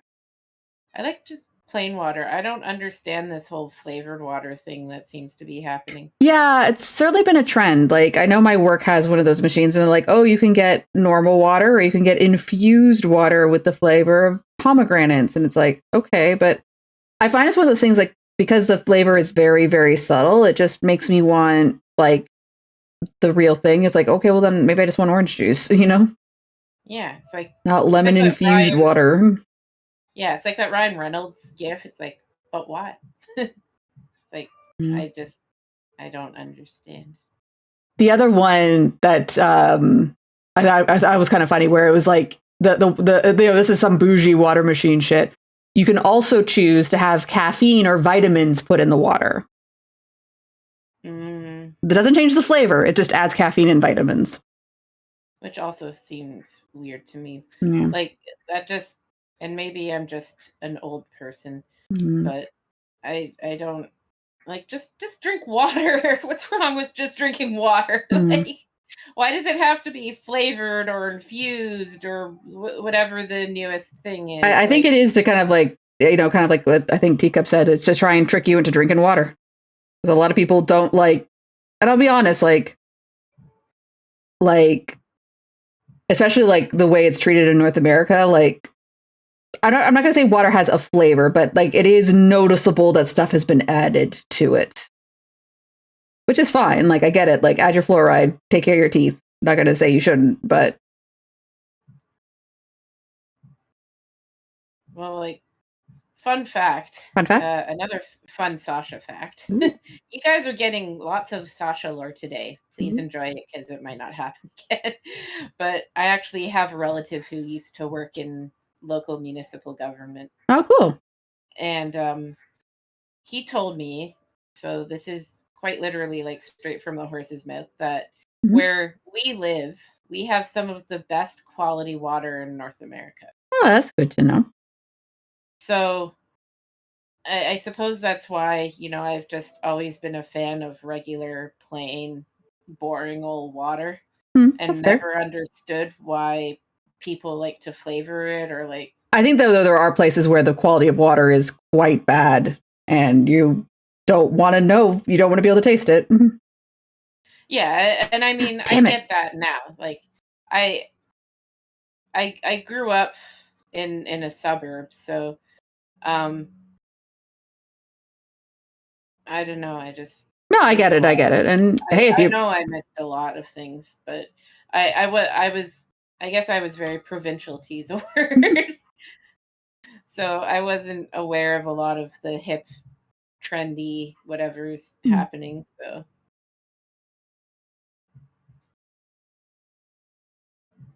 but I mean, when I found out that there's local indigenous like reservations that have had a boil water advisory for like 20 years, it's like, it makes a lot of sense now. It's like if they want to have the water that they need to boil tasting like pomegranates, I get it. More power to you. Yeah. Oh, Flint, Michigan still has water issues? God damn. Yeah.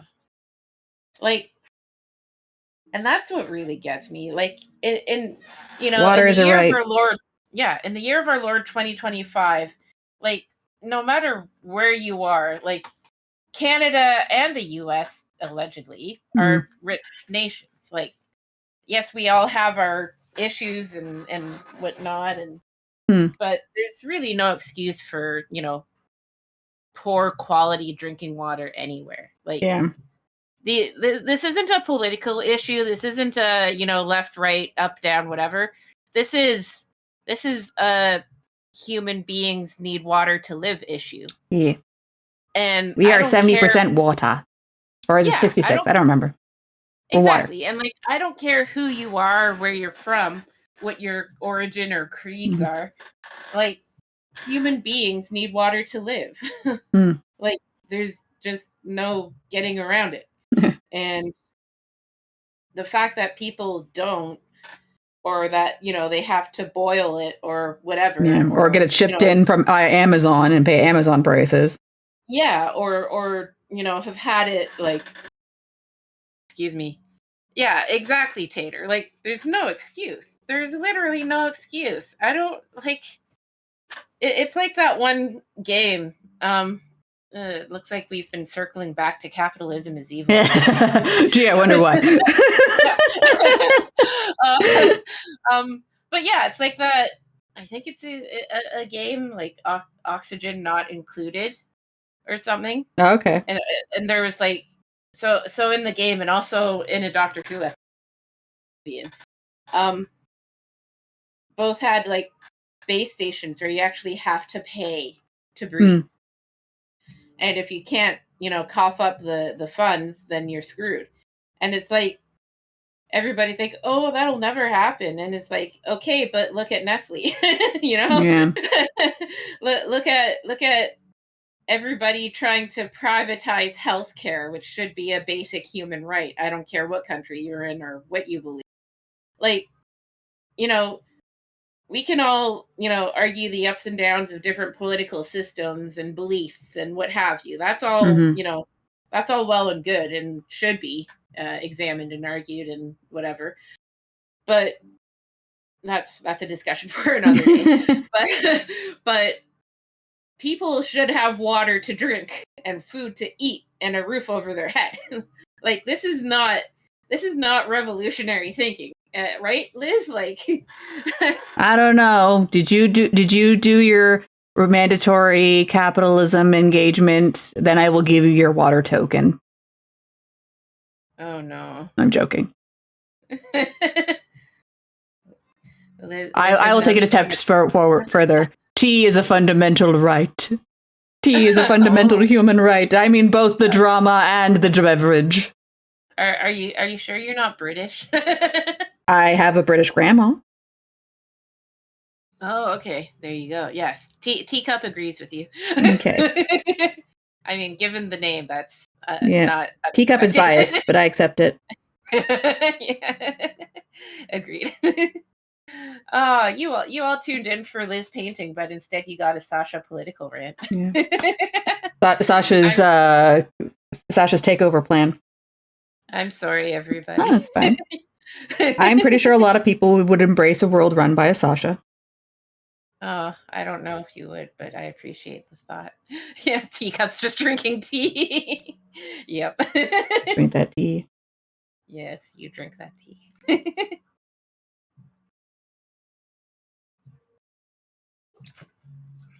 I mean, honestly, I just, I think if people were even just like half a percentage more decent to each other, then the world would be a much better place.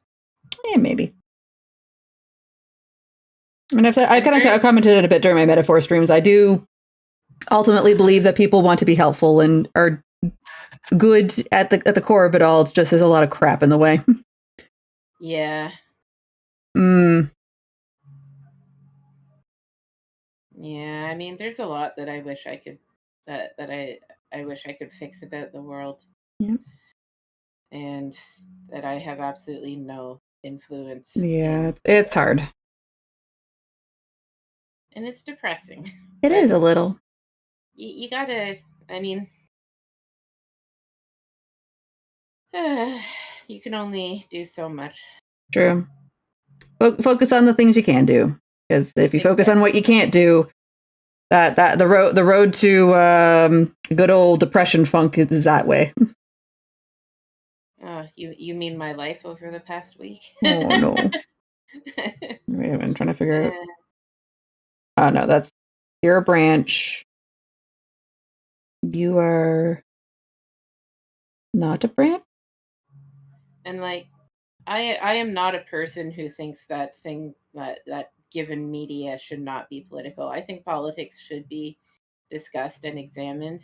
Yeah. But I am also all for the shutting brain off explosions and car chases as well. I will say it is hard. Like, a lot of people were like, I just want my thing. I don't want politics in it. I would say, one, I get that statement 100%. Like, sometimes you just want your Fast and the Furious. You just want to watch Vin Diesel go brrr in a car. Yeah. And that's all good. But it is hard to find something that is not political. Because, like, say, for instance, like, returning back to Fast and the Furious, there is commentary on class and inequalities, because guess why these people turn to the life of car stealing? Mm-hmm. Other opportunities weren't available to you. Well, exactly. And it's also, to a degree, everything is political. Yes. Like, if you look at any popular and well thought of piece of media. You know, they examine society. That's their whole point, right? Yeah. You're examining, social issues through the lens of whatever, sci-fi, Western, whatever. Like, it's, whatever the theme is, you are examining society through that. Yeah. The mores, the Well, I was saying I remember I was folding ideas, or I think he just goes by his name now, but like I remember doing him saying that, like he was talking like even cooking shows. You're like, oh, cooking shows aren't political. They kind of are, because the cooking show that a person's able to produce speaks to location. It speaks to accessibility to ingredients. It speaks to what is expensive or inexpensive. Like, say, for instance, like where we are, avocados are kind of expensive, and kind of speaks to more like upper middle class or upper middle class, whereas something we may find dirt cheap somewhere else is very expensive. So it's like, congratulations. Like, if you're going to make your channel about making donuts with like gold leaf on it and things like that, things are being said even if you don't mean to say them. Also, hello Plinian. Look, I'm using your birthday gift. It shakes the paints and makes it go burr. Hello, how are you doing? But yes, it's one of those things where it's like I know I tore apart Lewis pretty mercilessly, but it's one of those things where like he's a villain that started from a good idea, and then he just went wee. Yeah, it's I think it's from that like TV tropes website. It's like the well-meaning extremist. Yeah. They come from a good place, but unfortunately they're going about it all wrong. Yeah. And it's like, sometimes I can vibe it. Like, I understand. Like, there's a lot of things that, no, obviously I do not condone what it is, but I understand where it comes from. Yeah. If that makes sense. It was one thing, I think I've said it before, like Disney's very guilty of it with a lot of their villains. Because like, again, like you have like, Thanos, or like certain villains that start from a good idea over, a lack of resources is a thing. Oh, the borders are causing lack of aid to get to these people and blah, blah, blah. That's bad. And you're like, yes, that's right. And then it's like, now I will murder this baby. Oh, we took a hard left somewhere. Yeah. Actually, I think yeah, I would say that's a good synopsis, Teacup. He wasn't a good person. He was a good character. That is good.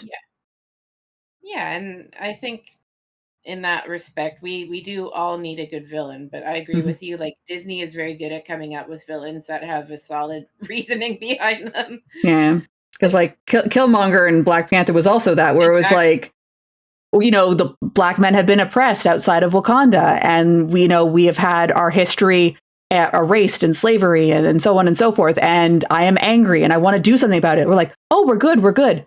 I'm going to kill everyone that isn't in Wakanda. Oh no, here we go. Yeah. Here's why we've got to hate him now. Yeah, here's why he's the villain. Like, but it's like, yes, but no. Yeah. It's like, I don't. There's the swerve. Yeah, it's like they come up with a character coming from a sound reasoning and logic. Yeah. And now it's like, oh, but don't forget they need to be the villain. Shit. Kill a baby. Yeah. How do we make him a jerk? Like, but he's saying true things that actually exist in the world. Yeah, so close yet so far. Yeah, these are things that need to be examined and talked about. And they're making him a villain. Why did you make him a villain? Yeah. Some of these characters didn't have to be villains. Like, yes, I get that you need a villain in a, some kind of villain, but it doesn't have to be that guy. Maybe you can just find a good old fashioned jerk, a dude who just yeah. Like there has been for a little while. Like I keep talking about Marvel because that's kind of where my touch point is. But like there was a bit of a trend for a while of like, can we just have a villain who wants to just watch the world burn? Like, can we have a Kefka, please? Yeah, give me a Kefka any day of the week. I will happily enjoy him. Just like, Just some good old fashioned tee-hee. Let's set this bitch on fire. Yeah. Like, Yeah. Like, just, but that isn't to say, though, that I don't enjoy a good, complicated villain. Yes. That I don't enjoy a villain, with good intentions, but going about it all wrong. Yeah, like, yeah. That's also enjoyable and very realistic, and there are people in the world like that too. It's one of those things where it's like I feel like sometimes like you get like these like trends of villains or whatever in media, and everyone starts doing it, and then you get sick of it. Yeah, like they're like, we need all our villains to be complicated. We need all of them to have motivations. They all need to have had, in another story they would have been the hero, and they just had one bad day or whatever. And you're just like, I am so sick of the one bad day. Yeah, it's like it was great. Yeah, exactly, Teacup. Like time and place. Like not every movie has to have a complicated villain. Not every movie has to have a jerk face punch a lot guy either. Yeah. Need a little bit more red. Yeah. These things should be like spread out, mixed up, played with, examined, Are you okay? Oh yeah, I accidentally just knocked over a paint thing, but it was closed, so nothing happened. So all is good. That could have been a disaster. It could have been.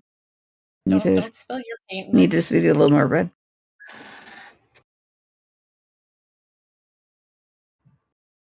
Yeah, I agree, Teacup. So, everything in moderation, right? Like, everything in moderation.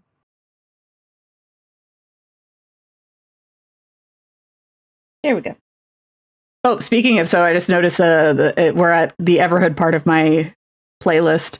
Guess what comes out next week? What comes out next week? Everhood 2. I don't know what that is, but yay. It's the sequel to the music that's playing right now, which I know you can't hear, but I'm excited. It was, I don't know if you recall, it was the game I played when we did a subathon, and it was like, it was kind of like a rhythm dance battler. Vaguely? Yeah, that's okay. It made me had a really epic cry. Oh. Which, I know is a low bar, but yeah. Games that have made Elizabeth cry, it is easier to list the ones that didn't. Oh, man. Metaphor ending. Oh, that got me. That ending of Metaphor. Oh, man. Lenneth. I don't want to say too much just because Flora might be lurking. I don't think she is, but I don't want her inadvertently getting spoilers. Oh, lurking Flora? I don't think she is. She usually announces her presence, and she might just still be recovering from the vertigo. Yeah, I feel sorry for poor Flora. Vertigo is horrendous. God, yeah.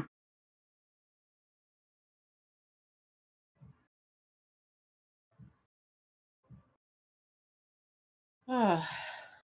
We're getting there. Yeah. Oh yeah, he's looking good.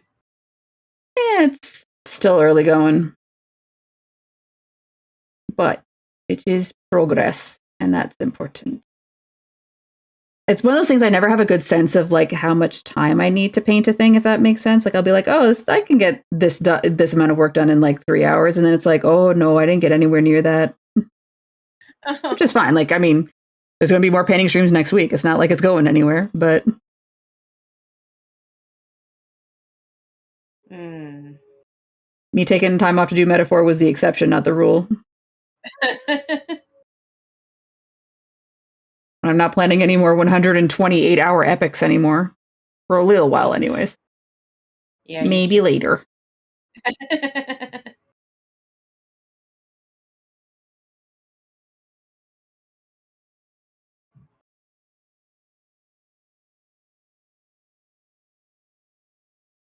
Hear you out? Okay, what are we hearing you out about?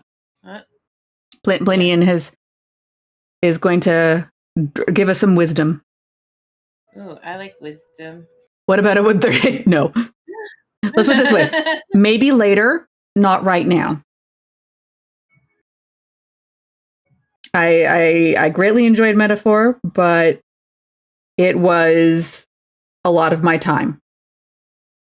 And as someone who does not have as many years left on the earth as I would like, just because I've already used a chunk of them, I know I'll be 27 forever, but still, not infinite.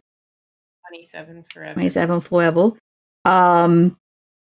Sometimes I appreciate when a game gets its meshes out in 10. There.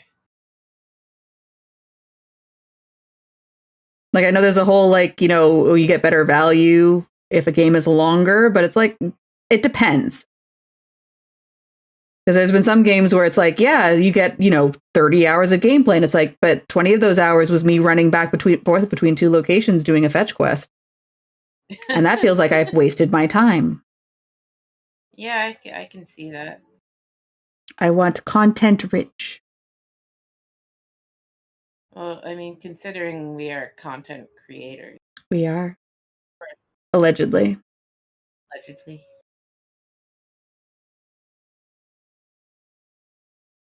Oh, there is no wisdom in this skull unless you need volcano information. Ooh, I like volcano information.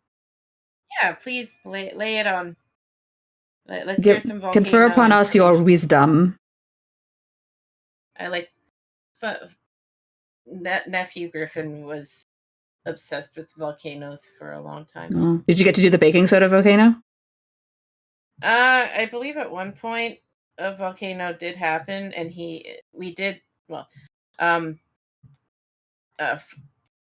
Griffin family made him volcano for Halloween, volcano costume. Oh, a mobile platform volcano. Yep, and I ordered a dinosaur onesie, so we were like matching costumes. He was the volcano, and I was the dinosaur, and it was really cute, and people loved it. Aww. I think at some point there was a baking soda volcano. I don't recall if I was actually there or if I heard it from. Yeah, I'm not too sure. Plinian, I will say this. I love hearing experts go off on what their thing is. So please feel free if you want to elucidate us on the greatness of volcanoes. Elucidate. Now there's a fun word. Elucidate. I do like it. It's a good a fun word. Yeah.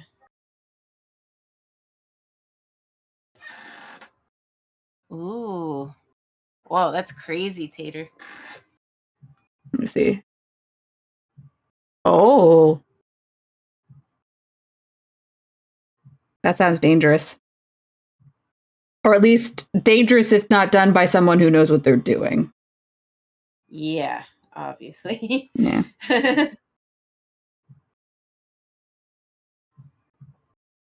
I will say I've been called a walking dictionary before by some people I know. How dare. It was in a complimentary way, but okay. I remember one time I was at a convention and I told somebody that I see at every convention as, wow, you're ubiquitous at every convention I see you at. And he looked at me blankly. He's like, what does that mean? What words did you just use at me, woman? Yeah. So I was like, oh, it just means you're at every convention I'm at. And, oh, okay. Well, I guess so. Fine. It's just like, I don't mean to confuse people. It's just. Sometimes the big word is the word that comes to your brain. Exactly. I like using words. Let's put it this way. In the spice cabinet of your dictionary, of your vocabulary, do you always want to use salt? Sometimes you want to use the saffron. Yes. All right. Plinian is a type of volcanic eruption. Ooh. Ooh. Ah, yes, the gifted label. the bane of many people's existence when they keep being told you're gifted, and then it just turns out that you hit, like, if I recall correctly, I think with gifted, it just means you hit certain milestones early, but it's like, which is, hey, great, that's awesome. But on the other hand, it's like, at a certain point, everyone else catches up, and then you look like an idiot. Because it's like, you're supposed to be the smart one. Well, I was too stupid to be gifted. Mm.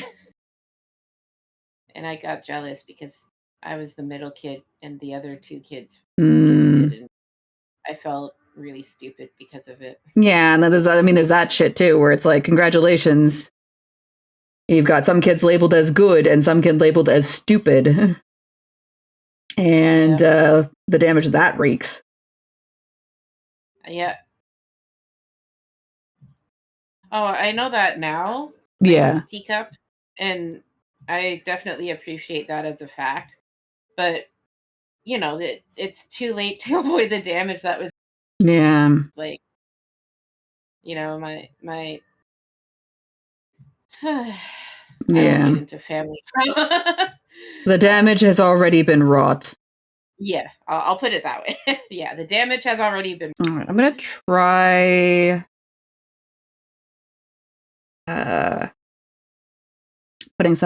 trying one of the metallics out. Actually, no, wait, no, I don't think I will. Because I'm trying to think of what to do with that little like thing inside the tree man. But if I recall correctly, it's supposed to be basically be like a ball. Oh. So, and again, it's got like a little face on it. I don't know what it is. Maybe I'll have to consult the official art. Actually, I might just do that quickly. Yeah, that's a great quote, Teacup. Absolutely. It's just, I wish they hadn't called it gifted. I wish they called it something else. Because I respect the idea of where it comes from. But when you're a kid and you don't get in it, but your brother and sister do, and they're both gifted and you're not considered gifted, like, it hurts, right? Like, yeah. I know that's not the intention of it, but that's what happened. Yeah. And it's like, that was not great for young Sasha's self-confidence. Right. Yeah. Okay, there we go. Okay, it is supposed to be like a trophy or something. At least the official art's classifying it that way. Okay. Huh. I learned. Okay. So yeah, let's. Yeah. And then all of this is supposed to be okay. I got it. All right, let's try one of the metallics out. Ooh, which means I get to shake a paint. Ooh, shaking. Let's see. I want liquid gold, I think. Are you liquid gold? You're liquid gold. So here we go. We're going to try one of the metallics out. And that we have to bring out the burr device. Brr. All right, 3, 2, 1, go. Oh, that's so cool, Liz. I didn't know you had that. A burr machine? Yeah. Well, I only got it recently. It was because it was a birthday gift off my throne from Plinian. Well, thank you, Plinian, for providing endless entertainment. Thank you for the burr. Yeah. Oh, this still needs more shaking. Okay. More shaking.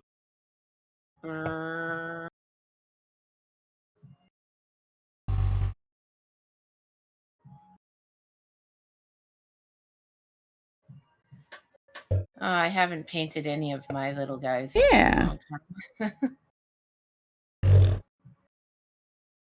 Okay, does that mix it better? Still needs more. Okay. This one really needs the shaking. It needs more burr. Needs more burr. Burr.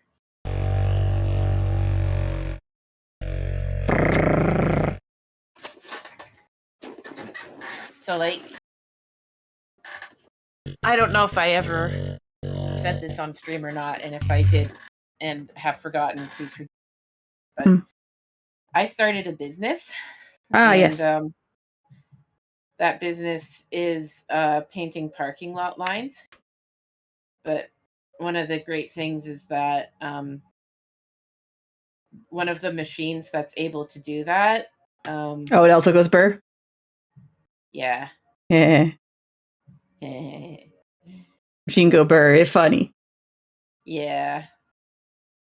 I'm 12 years old, but That's okay. Honestly, I would rather enjoy the 12-year-olds than be depressed and old and sad. Oh yeah. Welcome, Nirayu. Hello. I hope I said that right. You have a question, Liz. I will. Maybe how much water is needed for a wet palette so the paint does not roll into blots and is not absorbed? I'll be honest. So I believe I've heard other people recommend I should be using more water. Like I'm using enough that like my finger feels away coming damp, but I don't have enough water, and that's how I like it. And I'll add more if I feel it needs to be added. Because like say for instance, like this paint here has dried out, but this paint's still a little wet. So, but I'm also using like two things right now because like on this wet palette, there's like the sheet. There's like a little paper sheet. I'll peel away so you can kind of see. So there's like a paper sheet where I'm putting the paint on, and then there's the kind of like little spongy piece underneath. That is holding the water. So I usually make sure there's enough water that the paper sticks good, if that makes sense. It sticks good. Because if it's not sticking, then there isn't enough. And then you gotta.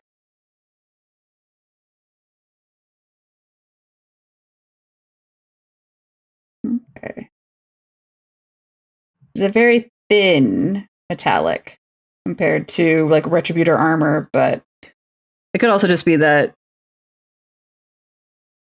maybe it still needed yet more shaking. Does it depend on when in summer? Yeah, I could definitely see that. I would say not so much inside, or at least I find my environment is at least controlled enough that I'm not overly impacted one way or the other.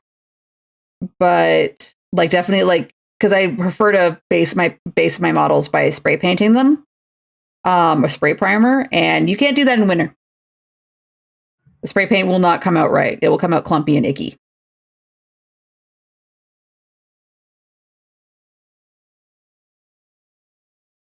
So it is definitely one of those. What was I saying? That the temperature does 100% matter.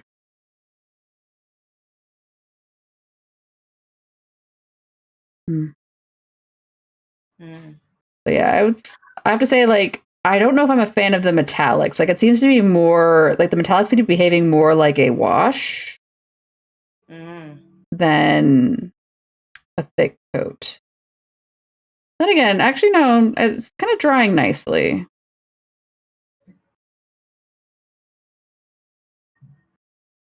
Maybe I just need to get a little more practice with this one. Maybe it needed more burring. Well, that is the sponge should not float in the water but be half wet. I should say this in my opinion, it shouldn't float, but it should be damp. Because the idea of the wet palette ultimately is to make sure that your paint stays wet, but you don't want it thinning it out too badly. But I would also say I am very much an beginner to intermediate level painter. So by all means, please consult experts from the YouTube, such as Midwinter Minis or Squidmar or other such Miniac as well, who are much more knowledgeable on the topic in terms. Actually, no. Midwinter Minis I would not recommend because he doesn't use a wet palette. He always works from a dry palette. But definitely like Squidmar and Miniac both use wet palettes. And I'm almost 100% sure they've done recommendations. I'm liking that gold more as it dries. Okay. That's good. Yeah, it's looking good, Liz. Oh, thank you. Just kind of when I first put down the gold color, I was finding it like it looked very thin and weak, but I am liking it more as it dries. So I should have trust the process. Trust the process. Trust the process. Trust the process. I believe in wisdom. Oh, thank you. You're welcome. I believe in this guy who makes us paints. God damn. Yeah. Those are some really good paints. Yeah. They were more expensive than Citadel paint, so I will say that these two sets that I got. So I got the feral set and then the metallic set together. I think they were about $80 Canadian. Wow. So yeah, you're right. That ain't cheap. Yeah. I mean, it is ultimately 1, 2, 3, 4, 5, 6, 7, 8, 9, 10, 11, 12. So it is 13, 14 colors overall. So you're not getting when you do that math, it's not obscene. It's not an obscene markup compared to what Citadel charges, but yeah. Oh, well, I wish you the best of luck, Nereyu. Yeah, by all means, and there's if you get any learning you want to share, by all means, I always looking for suggestions and advice. So yeah, please. And if you feel so inspired, please don't hesitate to share your progress in our Discord. Yeah, there's also that. We always like seeing pictures. There's a few people that share pictures of their mini painting progress in the Discord, and that's always fun. Yeah. Oh, sorry, I'm painting the mini off camera. Oops. Oops. Yeah, I'm liking that gold more. Yeah, it's a good gold. It works with the. It's definitely a different shade to Retributor, and I think that maybe that's what I'm getting knocked about on it. All right. Yeah.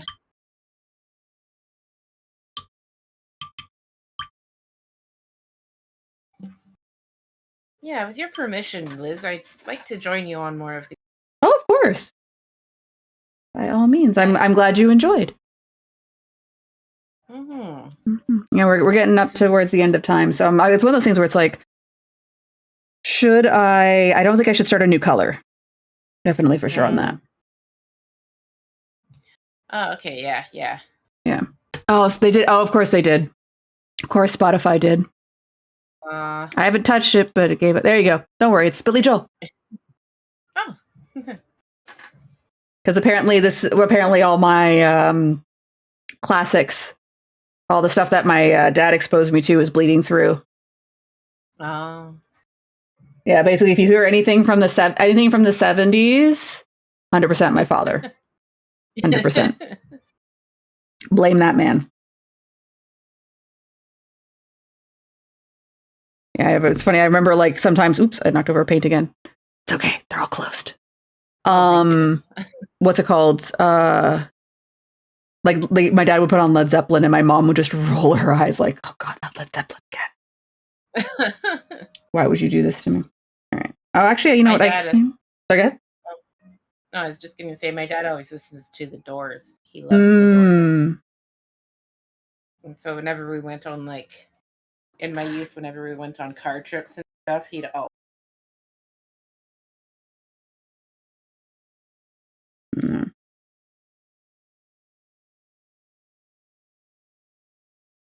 The thing that I've always said, Tater, is if you're looking for an idea of what my father was like when I'm angry, sorry, I'm not showing them on. When you see me angry or overly sarcastic, that's 100% my father. That's 100% my father coming out.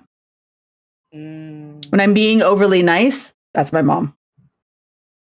The way I put it once, unfortunately, when I was doing eulogies for my parents, is that my mom is my compassion, my father is my conscience. Oh. Okay. And also my father is the one that thinks my father was also the person who was sarcastic about everything. And that's okay. You can be sarcastic about everything if you want. Oh, yeah.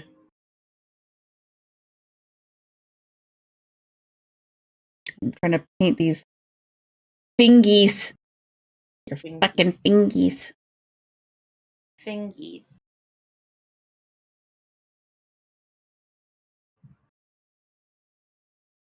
But yes, my father was definitely a handy person. He was heating and air conditioning. Well, he started as a technician, but then he moved on to managing people who do that job. Ah, okay.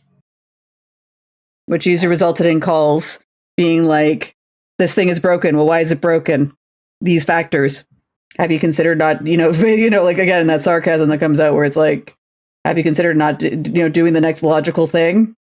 Fixing the thing that's broken?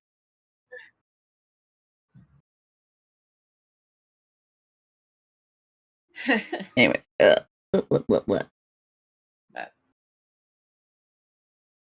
Wow, you got very far today. Yeah, I did a pretty good job. I got basically all the bases down, almost all the base colors down, except for the little like gremlin creature and the football helmet. He never did. The squirrel never did get a name. No, and the squirrel too. Yeah, the squirrel. So here we'll do a quick summary once I get this fingy painted. You little piece of shit. There's Dad. There it is. You little piece of shit. That's Father. Hello, Father. How are you? Dad, Liz. Anyways, okay. So to briefly summarize, so yeah, I didn't get a base color down on our little squirrel friend. And then on the kind of like face mask here, there's a helmet and a little goober creature. And then there's also an entirely other piece that I didn't get any base colors down on, which is like a face mask that goes on top of so like it goes on top of this. Oh, okay. That's really cool. So like it's like his helmet. Oh. And I didn't get any color down on this. So there's still lots to go. I think, yeah, because this one's probably, I think it's going to end up being a lot of metallics. You got a jewel here and bone. So it's like those, I wasn't working in those colors today. So we'll come back to this. Oh, yeah. All right. But yeah, I think, we're about 4 minutes out, so I won't push to. Yeah, I honestly, good progress. Good getting the feet wet again, doing the paint. I have no idea what to do with the base of this mini. Like there's a part of me that kind of wants to do like a bit of like an AstroTurf look, but I'm not entirely sure how to do that. So I'll have to maybe do a little research. Make it look like he's playing a proper game of the football. Oh yeah. Is that the paint? Yeah, this is the paint mixer thing. You want to hear it go burr? I don't know if the burr sound is coming through or not, but you can watch it vibrate. You can watch it pulse. Here, we'll grab this one. Burr. Burr.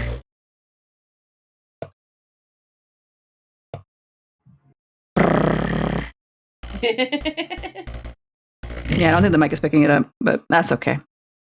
Imagine it picks it up when you're talking. Oh, it does. Okay. Yeah. Interesting. I think you'd have to hold it closer to the mic when you're Yeah, not I think. Yeah. You're. Oh no! Hi, Ray. Oh, no. Yeah, we're.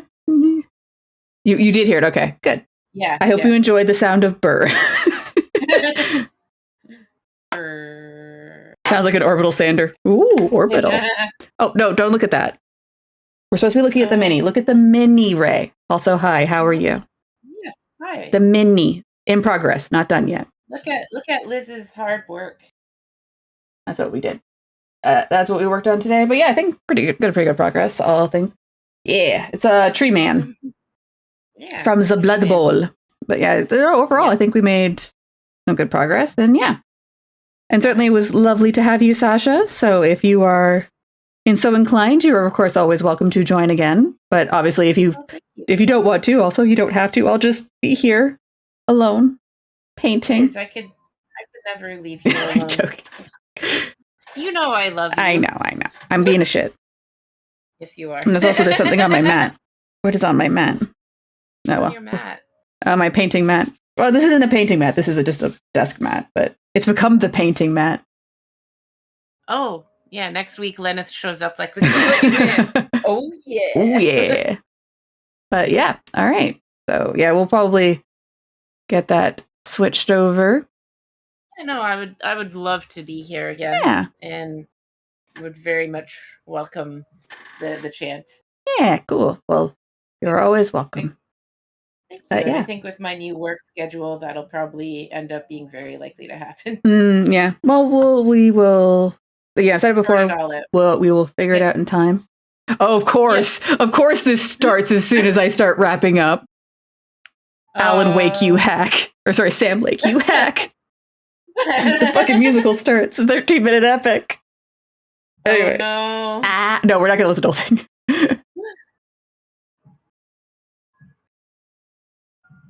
Oh, no, sorry, I got to. Sorry, my brain was just like, song go burr. Anyway. Okay, we're wrapping up. Thank you guys so much for joining us for stream today. I hope you enjoyed seeing some mini painting, me and Sascha doing a hangouts. And yeah.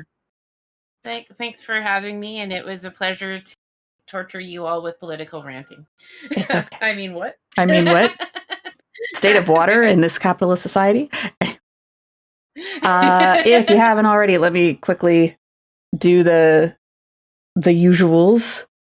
You can see my look at my sleeve covered in cat hair. Look at all that cat hair. Look at all that cat hair. Yeah. My life.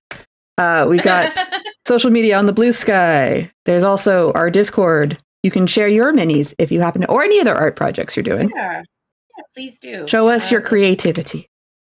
We'd love to see it. Yeah. I love cheering people on and seeing their progress. So. And then we also have the YouTube of VODs.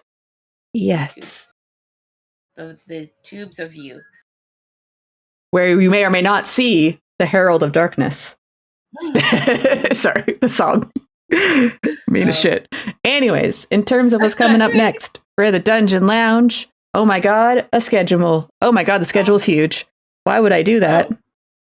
Wow. Schedule's too big. Oh no. Schedule, please. Here. There we go. Now it can fit here. Yay. There we go. But yeah, so tomorrow is Wednesday. Assuming how could I do this? How could I? Assuming Flora is feeling better, she's going to be back, and her plan is to play Yakuza 4 on Wednesday. Assuming she is feeling a little better, and then Thursday she will do Ender Magnolia, and then me on Friday I'm going to emotionally traumatize myself by doing a playthrough of Mouthwashing. Come watch. She's gonna need the emotional support. Oh no! Please come and watch this. Are you gonna come watch? I'll you don't have to. No pressure. No. I do. No, I do want to. I do want to. It's more just I have the memory sometimes of a sack of doorknobs, so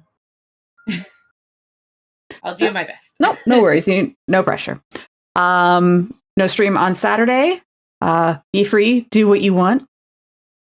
And then Sunday. Rogue Trader Day. Yay. Gonna go find heresy across space in the warp. Yay. Yeah. And then that'll circle us back around. Flora will probably be back to playing Yakuza on Mondays. I don't know how far she is, and maybe she'll be done by then. I don't know. We'll see. And then more mini painting on Tuesday. Yay.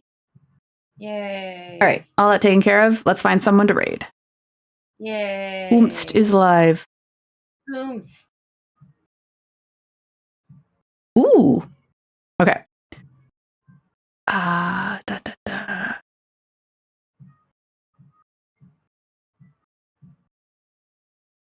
thanks for tuning in. The champion of love. Sorry, song's playing. No problem. Sorry, I'm like looking for someone to raid to, and my brain is just like, the song's on. La la la. Lost in the never-ending night. I'm getting distracted. Fucking find someone to go. Find someone to raid to. Stop singing the song. But yes, thanks for tuning in, everyone. Yeah. And thank you. Welcome to the stream. What was New Near You. Thank you for tuning in. Yeah, thank you. If we pronounced it. This is right. I'm not trying to sing this song. I'm legitimately getting distracted. Okay, we're gonna go raid over to One True Classy, who's playing Balatro. There you go. Oh. Look, I did it. Yay, I did it. Liz did a thing. I did it. Yay.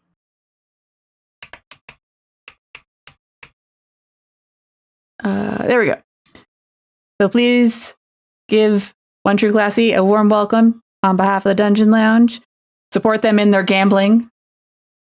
Yeah. Because Flora's not going to get to gamble this week. All right. Raid, go. Yeah. Raid. All right. Just got to let the raid countdown go. Oh, thank you for saying goodbye, Sari. Yeah, thank you, Sari. Yeah, Sari's a good bot. Yeah, Sari is a good bot. All right. We're going to raid off now. Good night, everybody. Bye-bye. Bye-bye. Stay hydrated. Bye-bye. Or don't.